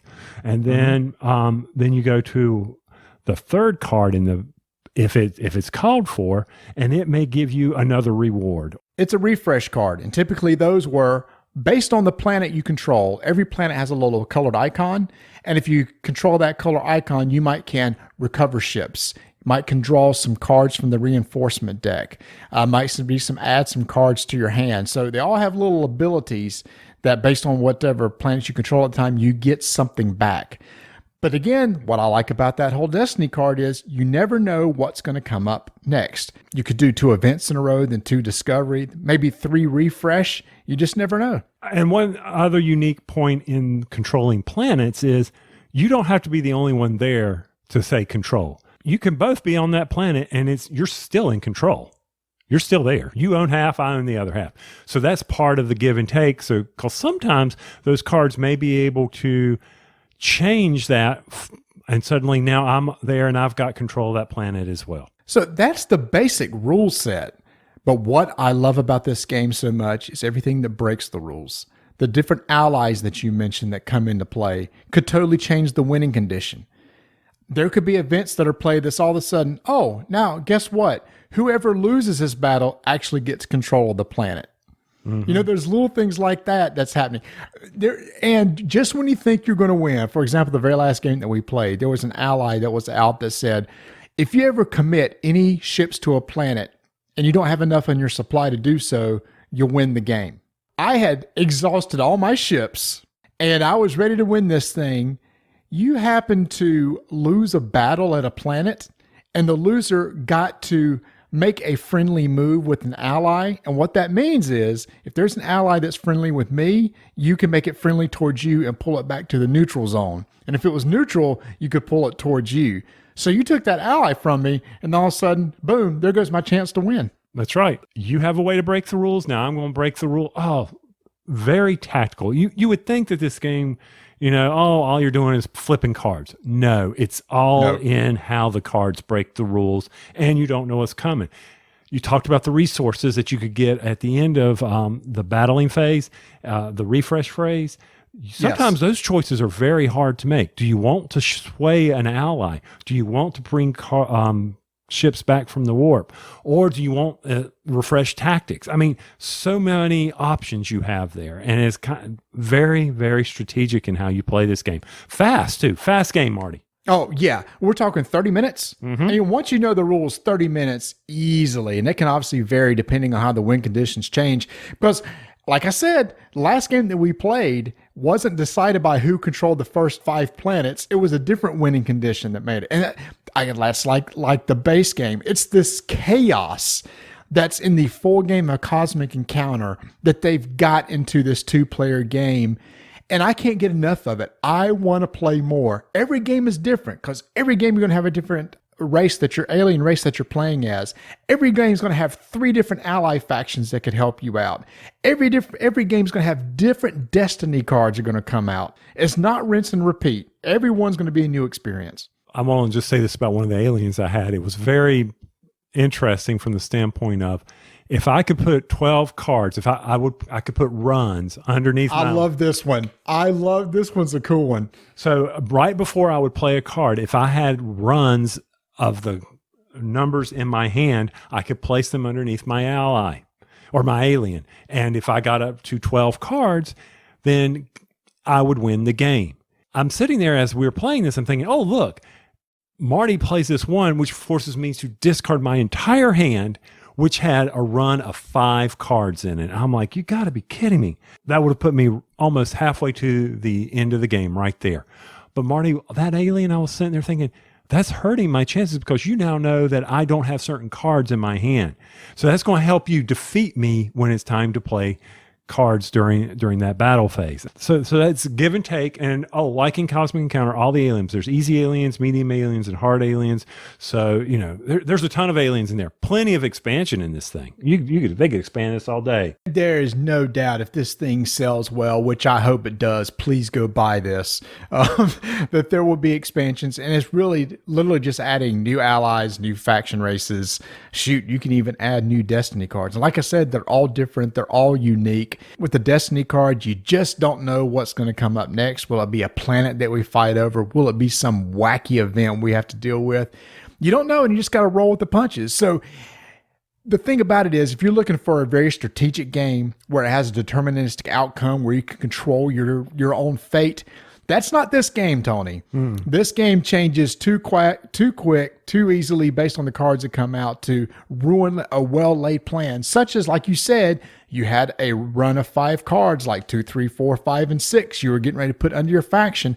I happen to draw a card, an event card that says, guess what? You're going to discard your hand. And one thing I will say about this, it stays true to the original. Some of the Duel games, Seven Wonders Duel, when I played that, it was, you were just pulling cards, and some of the Seven Wonders, the beauty of Seven Wonders for me is which cards are going to be drafted by other people and watch what they're doing and things like that. Seven Wonders Duel, while I enjoyed it, it didn't feel as true to that game. Here, this felt like Cosmic Encounters to me. And the only thing that's missing, again, is the negotiation, which I thought was the main part of Cosmic Encounter. I thought, how is this going to feel like Cosmic Encounter without it?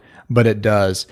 I tell you, we've been focusing on a lot of 2-player games recently because, well, you and I are the only ones that can get together and play because everybody's, trying to stay safe and everything like that. I guess we're not trying to stay safe. Is that what we're saying? No, we scan ourselves. We've got temperature checks in. The masks are there.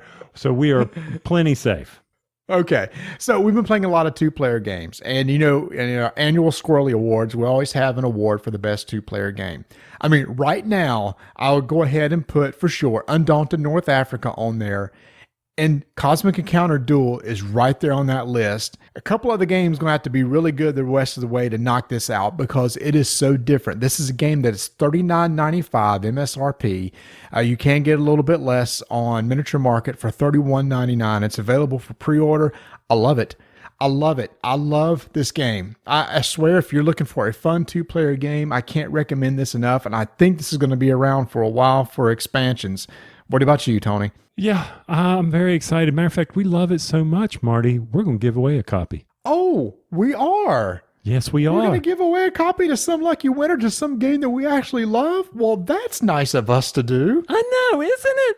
That's all we are so nice. So the way you're going to do this is we're just going to be a Google Forms, a link, of course, on our website. He just means a survey. I don't know why I keep calling it Google Forms. It's just a survey. It's a form. It's Google, and I go to Google and I click on Forms. So anyway, you're going to go fill out that survey. It's not really a survey. You're actually going to fill out a form because what you need to enter. Fair. Yeah, exactly. What you're going to have to enter is a number. You're going to guess a number. And what's going to happen is Marty and I are going to draw 3 cards from one of the decks in Cosmic Encounter Duel and add those up. And whoever is closest to that gets the game. Plain and simple. Oh, wow. You totally changed the rules from what we said, but okay. Yeah. I mean, keep it easy. You're going to need to write down your sum total, and Marty and I are going to randomly flip over cards, and whoever comes close is the winner. If there is a tie, and because I'm lazy, then Marty, we will randomly select from those who are closest. So can you at least tell the people the range of the numbers again so they won't be picking numbers like 622? I could, or they could go to BGG and check it out, but it's -2 to 42. And remember, not every number's in there. A lot of the low numbers are there together, but there may not be a 24, 25, 26, 27, 28 sort of deal. So you're just going to pick 3 numbers anywhere ranging from -2 to 42. Mm-hmm. And sum those up, put that number in a field, then we'll draw 3 cards and see who gets closest. But it would be wise not to do add 35, 36, and 37 because those don't exist altogether. You could. You could, but you will not win. Yes, you will not win. So good luck to everybody who's going to enter. This will be closing. When, Marty? When do we want to close it? 2 weeks from when this airs? Yes, we'll go ahead and close it on the 21st of July. And so you have that time again to go out, look at our blog post for this episode at rolldicetakenames.com. Tony will hopefully give better instructions on the Google form on what you're doing. Again, you're just going to pick a number and we'll see who gets closest to it. And we'll be shipping out a copy of Cosmic Encounter Duel to you. But unfortunately, this is going to have to be for the continental U.S. only. That's right, because the shipping overseas will be more than the game itself. So we're going to stick in the continental U.S. We're going to be able to throw it in a little priority mailbox, and we'll get it out there to you, and you won't regret it. But if you don't win or you're interested in this game, again, I can't give it enough praise. One of my top games so far of 2020. I was just so surprised at how well it is, how fun it is, how well it plays. That's Cosmic Encounter Duel from Fantasy Flight Games. 5-minute initiative begins in 3, 2, 1. Well, Marty and I got to play the new Unmatched Cobble Fog designed by Chris Leader. This is a miniatures game with cards, and you're just trying to beat the snot out of each other, but you get to play some of the best villains out there, some of the old-timey villains. What was that? It wasn't Silver Screen. Well, it was called Universal Monsters. Universal Monsters. But Sherlock's not a villain. But was he? No. Well, wasn't he for he was a villain to the bad guy? God, why is all that escaping me? I used to enjoy... Anyway, so in this game, you are trying to beat the health out of each other by moving around a board. You got 3 actions that you can do. You can do 2 actions on your turn, but you got 3 options. You can maneuver, which you have to draw a card, and then you may move your fighters or hero. Or you can attack if you're in the right area, adjacent, or in the right zone. If you got a little range action there, or you can scheme. And that combat's pretty straightforward. Each of you play a card. If the attacker plays an attack card, you'll apply it to the potential defense card the defender had played, subtract the 2, and then take some damage. But Tony, where the different characters come in is the text on those sorts of cards. The card decks are very much thematic to the character that you're playing. You played as Sherlock, and I played for this particular game. I played Dracula. Dracula had these sisters that were going around doing his bad deeds for him and stuff. And Dracula can kind of come in and hit and slide away and stuff, while the sisters just wanted to surround people and suck some damage off of them. But Sherlock played totally different. Sherlock, it was elementary how he played. He had Dr. Watson with him, and the whole object of it was like, Sherlock get into range, and then he'd beat the snot out of people by studying them, understanding what they need to do, counter-strike, counter-punch, or deduce what's in their hands, which, you know, when I play card games, Marty knows I love any deck that's going to allow me to manipulate or look at someone else's hands. If he was playing Magic, he'd play blue. I've been told that.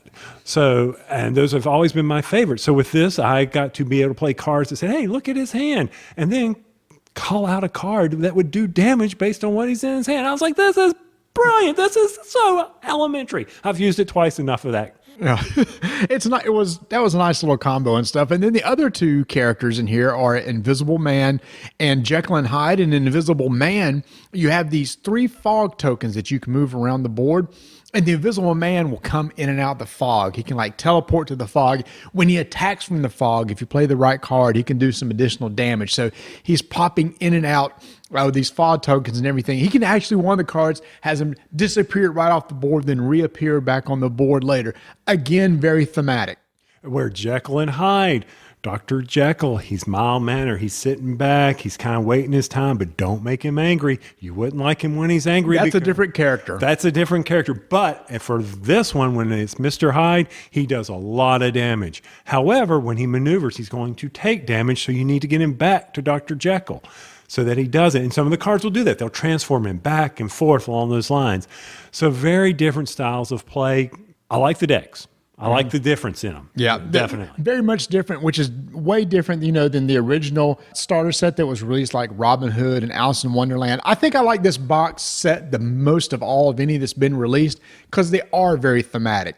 The whole Cobble and Fog, it's that Victorian England and the monsters that they have during that time.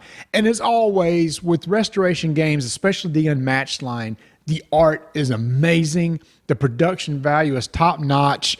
Even the manual, Tony, the front page of the manual reads like a little paper for wanted ads for the different people in the game. And one of the people that works on the graphic design is Lindsay Davio, which is Rob's wife. She does an amazing job. And the insert is so good. It holds all the models, which are gorgeously detailed, look fantastic. There's a slot for all the cards and the tokens and everything. Top-notch production. Was this the one where you told Rob that the font was too small and he texted Lindsay and she increased the font? Oh, that was when Rob and Lindsay were in Charlotte, and I mentioned that, and she changed it right there on the whim and changed the original Unmatched font size to be larger than when she first showed me. So yes, that was it. So with all the Unmatched, very straightforward, easy to play. It's another, once again, we've already talked about family games. This is another one that if you want to get into miniature before you step it up to the heavy range, are they in my line of sight? Because line of sight is so easy, because if it's in the right colors, it'll match. Another one, great for the family to get it onto the table, easy to understand.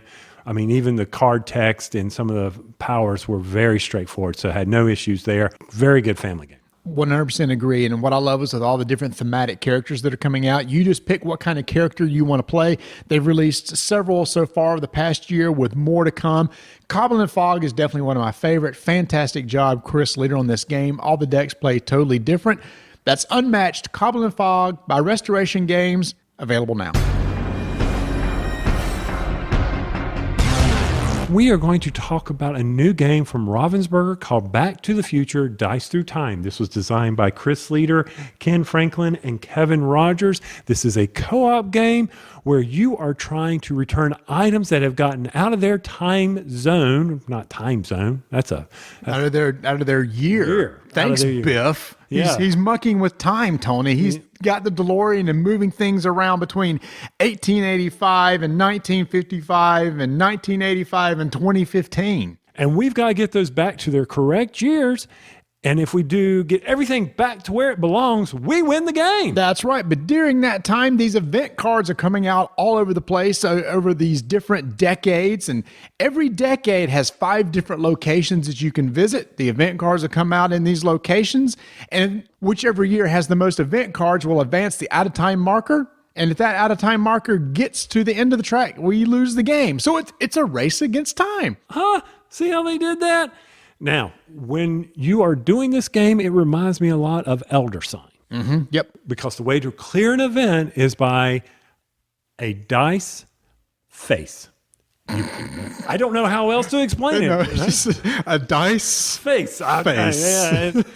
It's one of these things where on your turn, I mean, so everybody's playing in a round. And on the turn, the first player, Marty's already said, you're going to draw a number of events based on the number of players. And when we played a 2-player, we got to draw 3. Everybody rolls their dice. We get to play our actions from our dice. So on the dice face, there are various actions where they'll let you jump between the time, will get you moved during the year you're in. Maybe you're going to want to, punch Biff. He may be sitting somewhere where you need to do something. So you send him to another location. You gang up on him. There's one where it's got Doc Brown's face that lets you get rid of these paradoxes that are really nasty. They really hurt you. So you're going to do that on your turn. You're going to spend your dice that allow you to do actions. Then once everybody has done that, you advance the out-of-time marker. So the goal of the game is to collect these items and move them back into their right location. So you're going to go to a location in a certain year and try to clear off an event card of that location. Each event card has a certain icon on it that matches one the side of the dice. You spin the die to match that. You remove that event. At that point in time, you get the item that's lost in that year, and you see what year you need to move to and what location within that year to drop it off. So then at that point, you're trying to use your dice actions over that turn or future turns to move your DeLorean through the different years to get the location to drop it off. When you do, you get to move the out-of-time marker back one space. A nice little Einstein random token comes up on the board, which gives you additional actions that you can spend between the two of you over the course of the game. And then it's a race to try to get all those items cleared off before you run out of time. Yep. And we ran out of time. We ran out of time. This is not an easy co-op game. We had, with 2 players, we had 12 items that we had. Yes, 12. Yeah. 4 times 3 is 12. We had 12 items we had to get back to the right location and right year, and we only got 6 of them. So, I mean, there's a lot of thought. We did a lot of times discussion. How can we combine these dice? I mean, there's no, the wrench is a wild token for an event. Right. And you can use 2 dice of the same face that lets you do any action. That's called Mr. Fusion action. That's right. You can turn any 2 dice into one single action. We didn't mention this is kind of cool. If you're in a earlier year like 1885, you can drop a die off like in a time capsule. Somebody in a future year at that location can use that die that was placed in the past. That's kind of a nice concept. So it's very co-op-y. Tony, you and I spent a lot of time talking on our turn how you want to spin that dice. If I can drop this die off for you on your turn, you can use it in a future year. Trying to keep events cleared off to keep the marker from moving so quick, all while trying to get your items back to the right location. Overall, I mean, Ravensburg known for their family games here. I think this one it's pretty challenging. It is not for the young at heart. But I will say, I'm always skeptical of games that are based on an IP like, oh, it's a Back to the Future game. It's going to blah. It's not going to be that good. Actually, I like this one. I like the mechanics of it. I always like spending dice. And one of the actions on the dice, you can re-roll dice, so you're not stuck with what you rolled. You do have options to spin 2 of the same face to get anything you want. Einstein tokens give you some additional actions, so you can mitigate some of the luck of the dice. There's a lot of working together. It's thematically, it really works well together. And what's really interesting is, I mean, the artwork is not based on scenes from the movie. Right. They're very nondescript, like Biff has no face, so they don't have to pay that actor. And some of the events that are here is you can identify them, like, the hoverboard, or where Marty is getting shot at by Biff and he's having to dance. Marty McFly, not Marty not Marty Tony on me. Yeah. I mean, overall, yes, this is one of those that you're probably going to want to try to play and get better and better at to see if you can beat it. Like I said, Marty and I played on standard mode. You can increase the number of items. It gets harder. I don't see how. I can't see on a 4-player. This thing, a lot more events come out. This thing's going to take, it's going to take a lot of cooperation. But that's what makes a good co-op game, right? If you're winning all the time, then it's really not that good. It needs to be a little bit challenging. So if you're looking for a solid co-op game with a really good theme based on the movie, I think Back to the Future Dice Through Time is a good one to check out. And that is by Ravensburger, designed by Chris Leader, Ken Franklin, and Kevin Rogers. Back in 2014, Tony, 6 years ago, you and I said, you know what? We miss our collectible card game. Not if you go back and listen to that episode and we talk nothing about an Android Netrunner. That's all right. That's okay. But if you go back to like episode, I think it first was 40 and then 42 we went into it, that we talked about Dice Masters, which is a brand new game from WizKids Games, which is a collectible dice game. And at the time when it came out, it was a superhero themed game. And us going back and listening to it, we were really into that game at the time. We were. And then suddenly it died.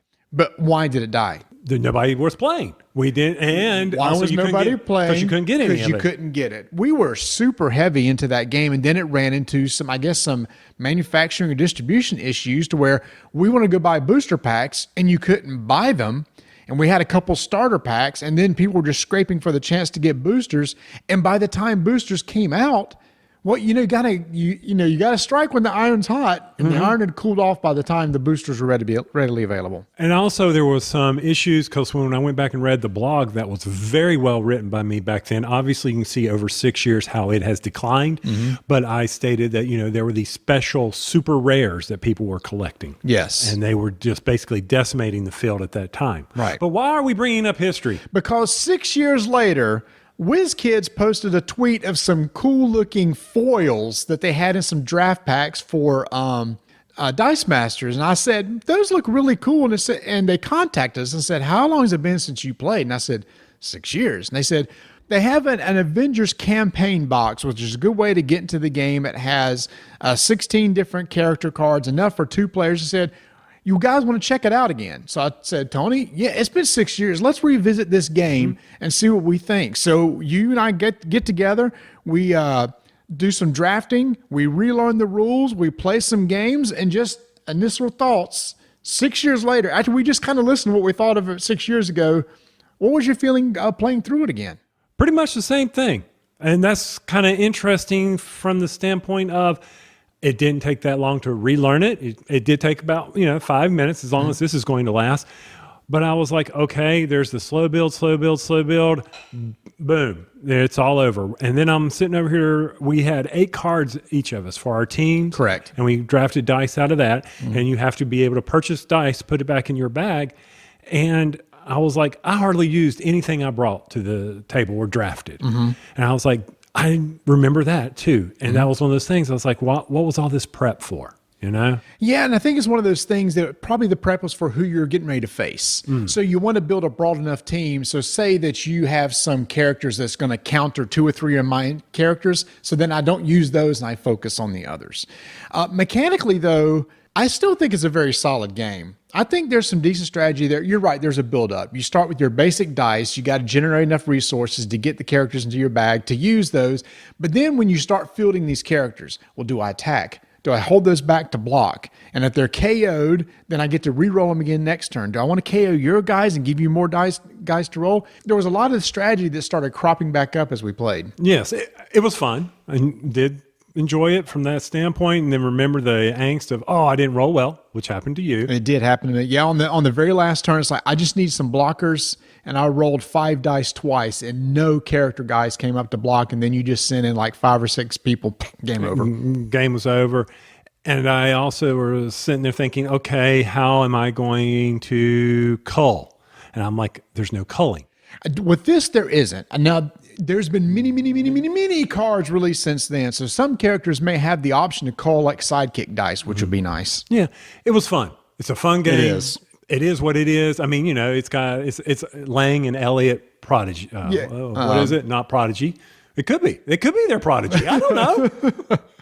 It's a Eric Lang and Mike Elliott designs. They work together on this. 6 years later, I think it's still a solid game. It's not one of those I'm going to start going and buy a bunch of booster boxes, but it was kind of fun just to pull them out, draft, and play a quick game. It does satisfy that itch of a quick, like CCG-ish type game, but with dice. But let me ask you, how does this compare to the Star Wars dice game that came out from Fantasy Flight? Do you remember playing that enough to kind of compare the two? No, I played that maybe 2-3 times and then it was gone. Okay. All right. So just for me on the conclusion side of this, I look at it as something that pick up the campaign box. If you have someone who missed it 6 years ago, say your daughter or son was 6 and now they're 12, this would be an excellent game to play. I agree, especially with all the Avengers movies that came out. You're right. There's a generation that probably never got to play it. There's an easy way to now jump into the game. There are other themes of the game. There's WWE. There was like Warhammer 40K version came out, a D&D. So there's a bunch of different characters out there. Solid, fun little game. I enjoyed my time with it. I'm glad they sent it to us, and it brought back a lot of great memories. I will say, I will not go back to collecting. No. This would be a one. I would buy the campaign and be done with it. There's no tournaments in our area, but that's okay. This is one of those games that just sit down, family time, quick game. Yeah, but they do have the draft packs, which they just came out with, which are cool. So in the tournament situations, you buy a draft pack and then you go through and draft new characters. That kind of situation would be fun just to get together with friends and split a box of those. So that is Dice Masters. This particular one that we checked out was the Avengers campaign box. It is available right now from WizKids. 5-minute initiative is complete.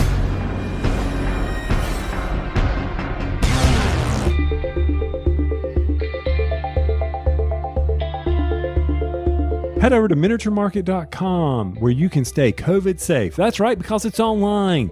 You can go over there, get your pre-orders in for all the upcoming games. Gen Con's canceled, but that doesn't mean you can't have a buttload of games coming to you. So be sure to check out all the daily deals that are on at miniaturemarket.com. What else are you going to do with your time but maybe paint some miniatures? So be sure to check out all their painting accessories. Oh, wait, you don't have any miniatures? Well, buy you some miniatures while you're over there. What about those accessories? Wouldn't now be the time to just upgrade your games with some accessories that will allow you the ability to open that box and wow your friends? Go check it out at miniaturemarket.com. All I can say, Marty, is that it is so good that we record these things in multiple segments. There's no way I could be sitting in this chair that long, for as long as these people have been listening. There's just no way. Oh, let's see. Yeah, this was honestly recorded over 3 days. 3 days. 3 days. That's right. Even though it's all kind of come together sequentially, the stuff in the middle was recorded earlier, and the interview was recorded before the intro. The outro is the last thing we're recording, though. Thank goodness. Because this is a long episode. We typically don't do these sort of long episodes, but you know what? Justin was so interesting to talk to, and we had so many games that you and I got to sit down and play that we just want to talk about it and share it now. And actually, there's one other thing that we wanted to tease.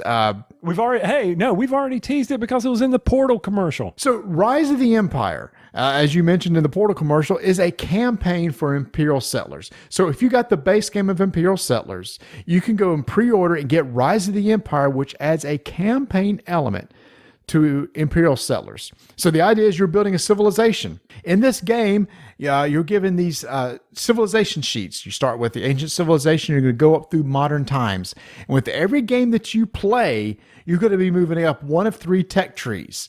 And as you move up tech trees, it's going to unlock in-game scoring. It's going to unlock some items that you get right at the beginning of the game during your production. You have quests. This new thing that they're going to have these quest cards that during the course of a game, it may say, hey, the first person to raise 5 red buildings gets to complete the quest and move up 3 on this particular track. Hey, the first person to collect 5 of the same resource gets to complete this quest and move up on this track. And at the end of every game, you track your progress on the tech trees. Each of you are going to get a province card that's added to your deck that comes out and play at your next game. Every province card that you collect every game is always you start with the beginning of the game.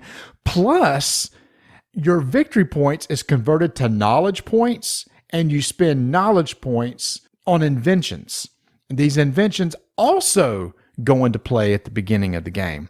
So as you play games based on victory points, you buy inventions, you get province cards as you try to progress through an age. And once you do, you flip over to the next sheet. You get rid of all the province cards that you got in that previous age, keep all your existing inventions, and continue from there. So Tony, over time, you're growing your civilization. It's getting better and better over time. But Tony, we haven't played Imperial Settlers in a while. So we had to kind of go back and relearn the rules. So we played a game and we got to the end. Sorry. All right.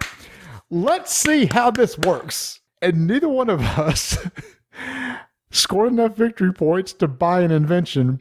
And if that happens, your empire crumbles and you have to start over again. This is one of those games, the legacy games. Like you said, it's a legacy game, yeah. But I will say this. For those of you that play Imperial Settlers a lot, this is going to be a big positive for you. Okay. With all that tech tree, it definitely breeds, instead of just a new race, it comes in, it brings a whole new core mechanic for you to develop and try to really make your civilization grow. For those of you who don't play Imperial Settlers a lot, I'm going to say, you have to go play Imperial Settlers first. And multiple times. You've really got to know a race. Before you start the campaign? Yeah, because like you said, we kind of had to relearn it. We played a lot of 51st State when it came out, so we hadn't played Imperial Settlers in a while. So we had to kind of go and relearn things and kind of... and Tony, something came up when we played that we had an issue with before, both in Imperial Settlers and 51st State, when you couldn't get production cards. Right, yeah. By the way, one of the things they do is you only play 4 rounds instead of 5, so that's a big... So you've really got to have that production, and when you look at that common draft... If you don't have those production cards or figuring out how to do it, and I was playing the Romans, and I haven't played the Romans in years, and I forgot how they work. So that's one of those things that you've got to really understand, and it hurts. You can't do anything. You're done. And you know what? I was thinking about last night. How if you don't get to draft production cards, what could you do? You could use food that you have to potentially make deals, which will be given to you during the production phase. You could play action cards and convert some of the actions will give you stuff in return. It's a little bit tougher because it's not automatic, but there are little things that might can help you out along the way. And I agree with you, except on the Romans, which I had forgotten, they don't get food. They don't get gold either. Oh, wow. I see your point. Yeah. So what I learned in round 2.5, maybe 3. And Ignacy, when he listens to this, he's going to be yelling at me. He's going to be upset at us. He's going to be upset with us because we had a problem and we didn't solve it. It was the fact that the Romans are known for conquering and taking what they need. And I had forgotten that. It's brilliant design. So my whole thing is, whatever I'm drafting, I can raise it and get what I need. So that's what I needed to be looking for. So once again, because we hadn't played in so long, we were like, okay, what's going on here? You've got to play Imperial Settlers before you begin this. I'm going to be upfront. You've got to understand it. Play a practice game and make sure that you understand how your deck works. Because like you said, it's one round shorter. So that's one less round that you got to get victory points, and you need to get at least 30-something victory points to at least buy one of the inventions. Understand what you're shooting for, those knowledge, and what's going to happen if you don't achieve that, and understand what it costs. It's, the lowest cost invention is 30 knowledge. So that's what you got to shoot for, and there's only 2 of them, if I remember correctly. So the next one's 35. So you've got to plan for that accordingly. And every game, you must buy an invention. You're going to get a province card, and you must buy an invention. And Nasi would be also very upset too. When we first learned this game from him from BGG, I kept looking at the back of the cards to remind myself which is my faction cards and which is the common, because they have different colors on the back. He said, "Would you stop doing that?" Well, I said, "I need to know which one's my faction cards." He's like, "Look, your faction has a different color background in the art than the common cards." Dude, I was still doing it. I was still looking at the back of my hand to see which one was the Egyptian cards. And all I do is realize, the Egyptian cards have sand in the background and the common cards have grass. Mm-hmm. And then you put an action card in the production slot, and he'll be yelling at you, "Look, the art matches. There's a trail there. The art matches. I do this for you guys, and you just ignore it." So we failed Ignacy again, even on that aspect. Oh, we could hear him talking to us or pointing it out to us. He could hear him yelling in our ear. Oh, there was another thing too, is that different people can come in and play this game. So Tony, you and I could have played, got a province card, got an invention card, and then Mark and Nate could come in and start a brand new civilization. There's a little bit of a catch-up mechanic here, because at the end of the game, for every province card you have in play, it's -5 points. So you and I would have started at a deficit anyway of -5, and they wouldn't have any province cards yet. So that's kind of the way that works, is the more province cards you get, the less victory points that you're going to have. Well, potentially less victory points you can have at the end, but you should be building a better civilization that works as a better, since this is all an engine builder, in order to get you more points. Mm-hmm. So if this sounds like something, you're a big fan of Imperial Settlers, you'd like to pull it back off the shelf, maybe legacy it, this is definitely for you. Go over to, portalgamesus.com to get your pre-order in. Look at miniaturemarket.com, get that pre-order in if it's available over there. I haven't looked, I'm sorry. But go ahead. It is definitely something, if you have a group that meets regularly, that have all enjoyed Imperial Settlers, Marty and I are going to hopefully get it to the table more and more and build on this. But it's definitely something you need to look at. I watched a stream of when Luke from Portal Game was telling about the game. Somebody asked, how many games can you get out of it? He said, typically you'll play 20 games before you get to the final age. There's like 3 ages that you go through.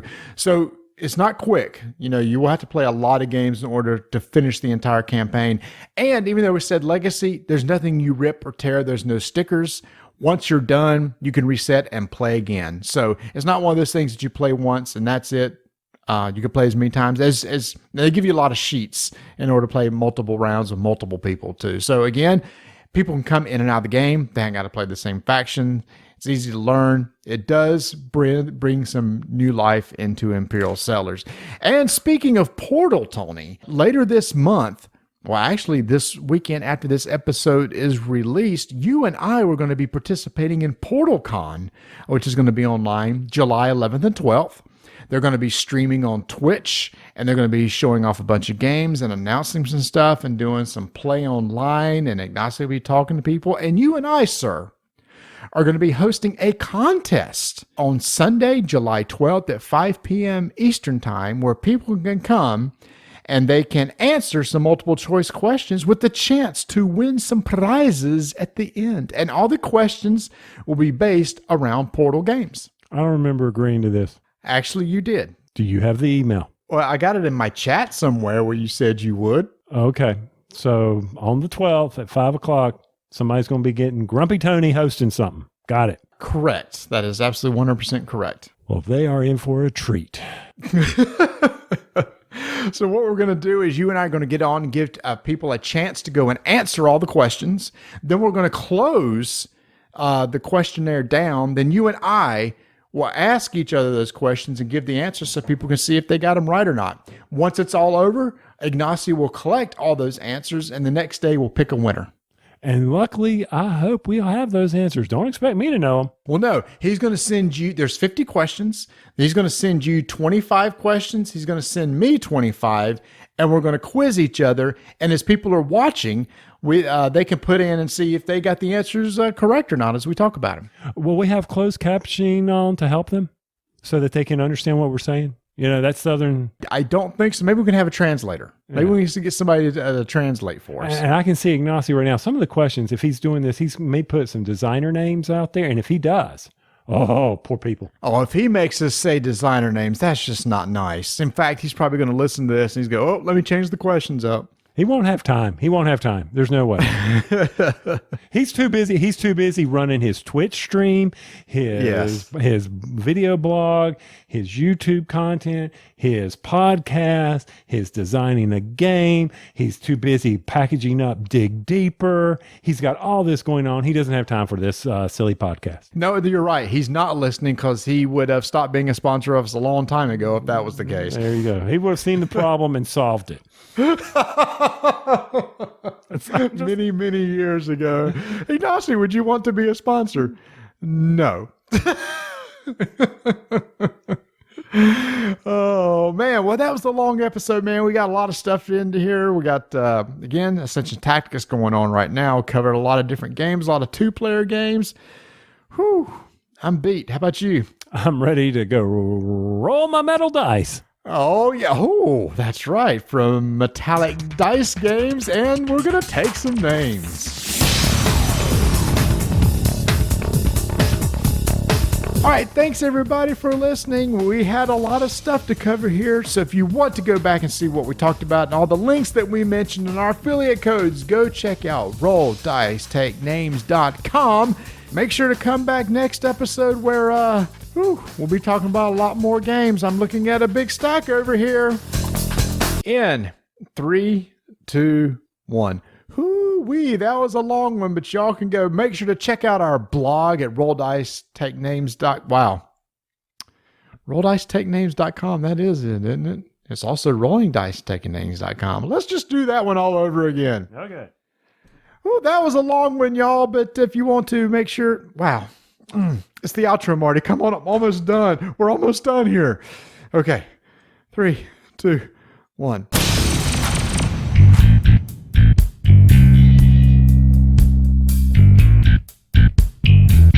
Head over to thebrokentoken.com for your 3D printed fantasy terrain. That's right. Not only do they have inserts, but they can really make your D&D game stand out. They got things for fantasy, elven, dwarven, necromancy? Okay, fine, whatever. If you want that stuff sitting around your house when you're not playing D&D, go right ahead. Hey, that's at your own risk. Oh, and then they have the woods and the forest. All this will make your D&D sessions stand out. You can do some quick job. It's ready for painting, so get you some good paints. And while you're there, get the paint stand at thebrokentoken.com. You can get all your paint sorted. So be sure to head over to thebrokentoken.com.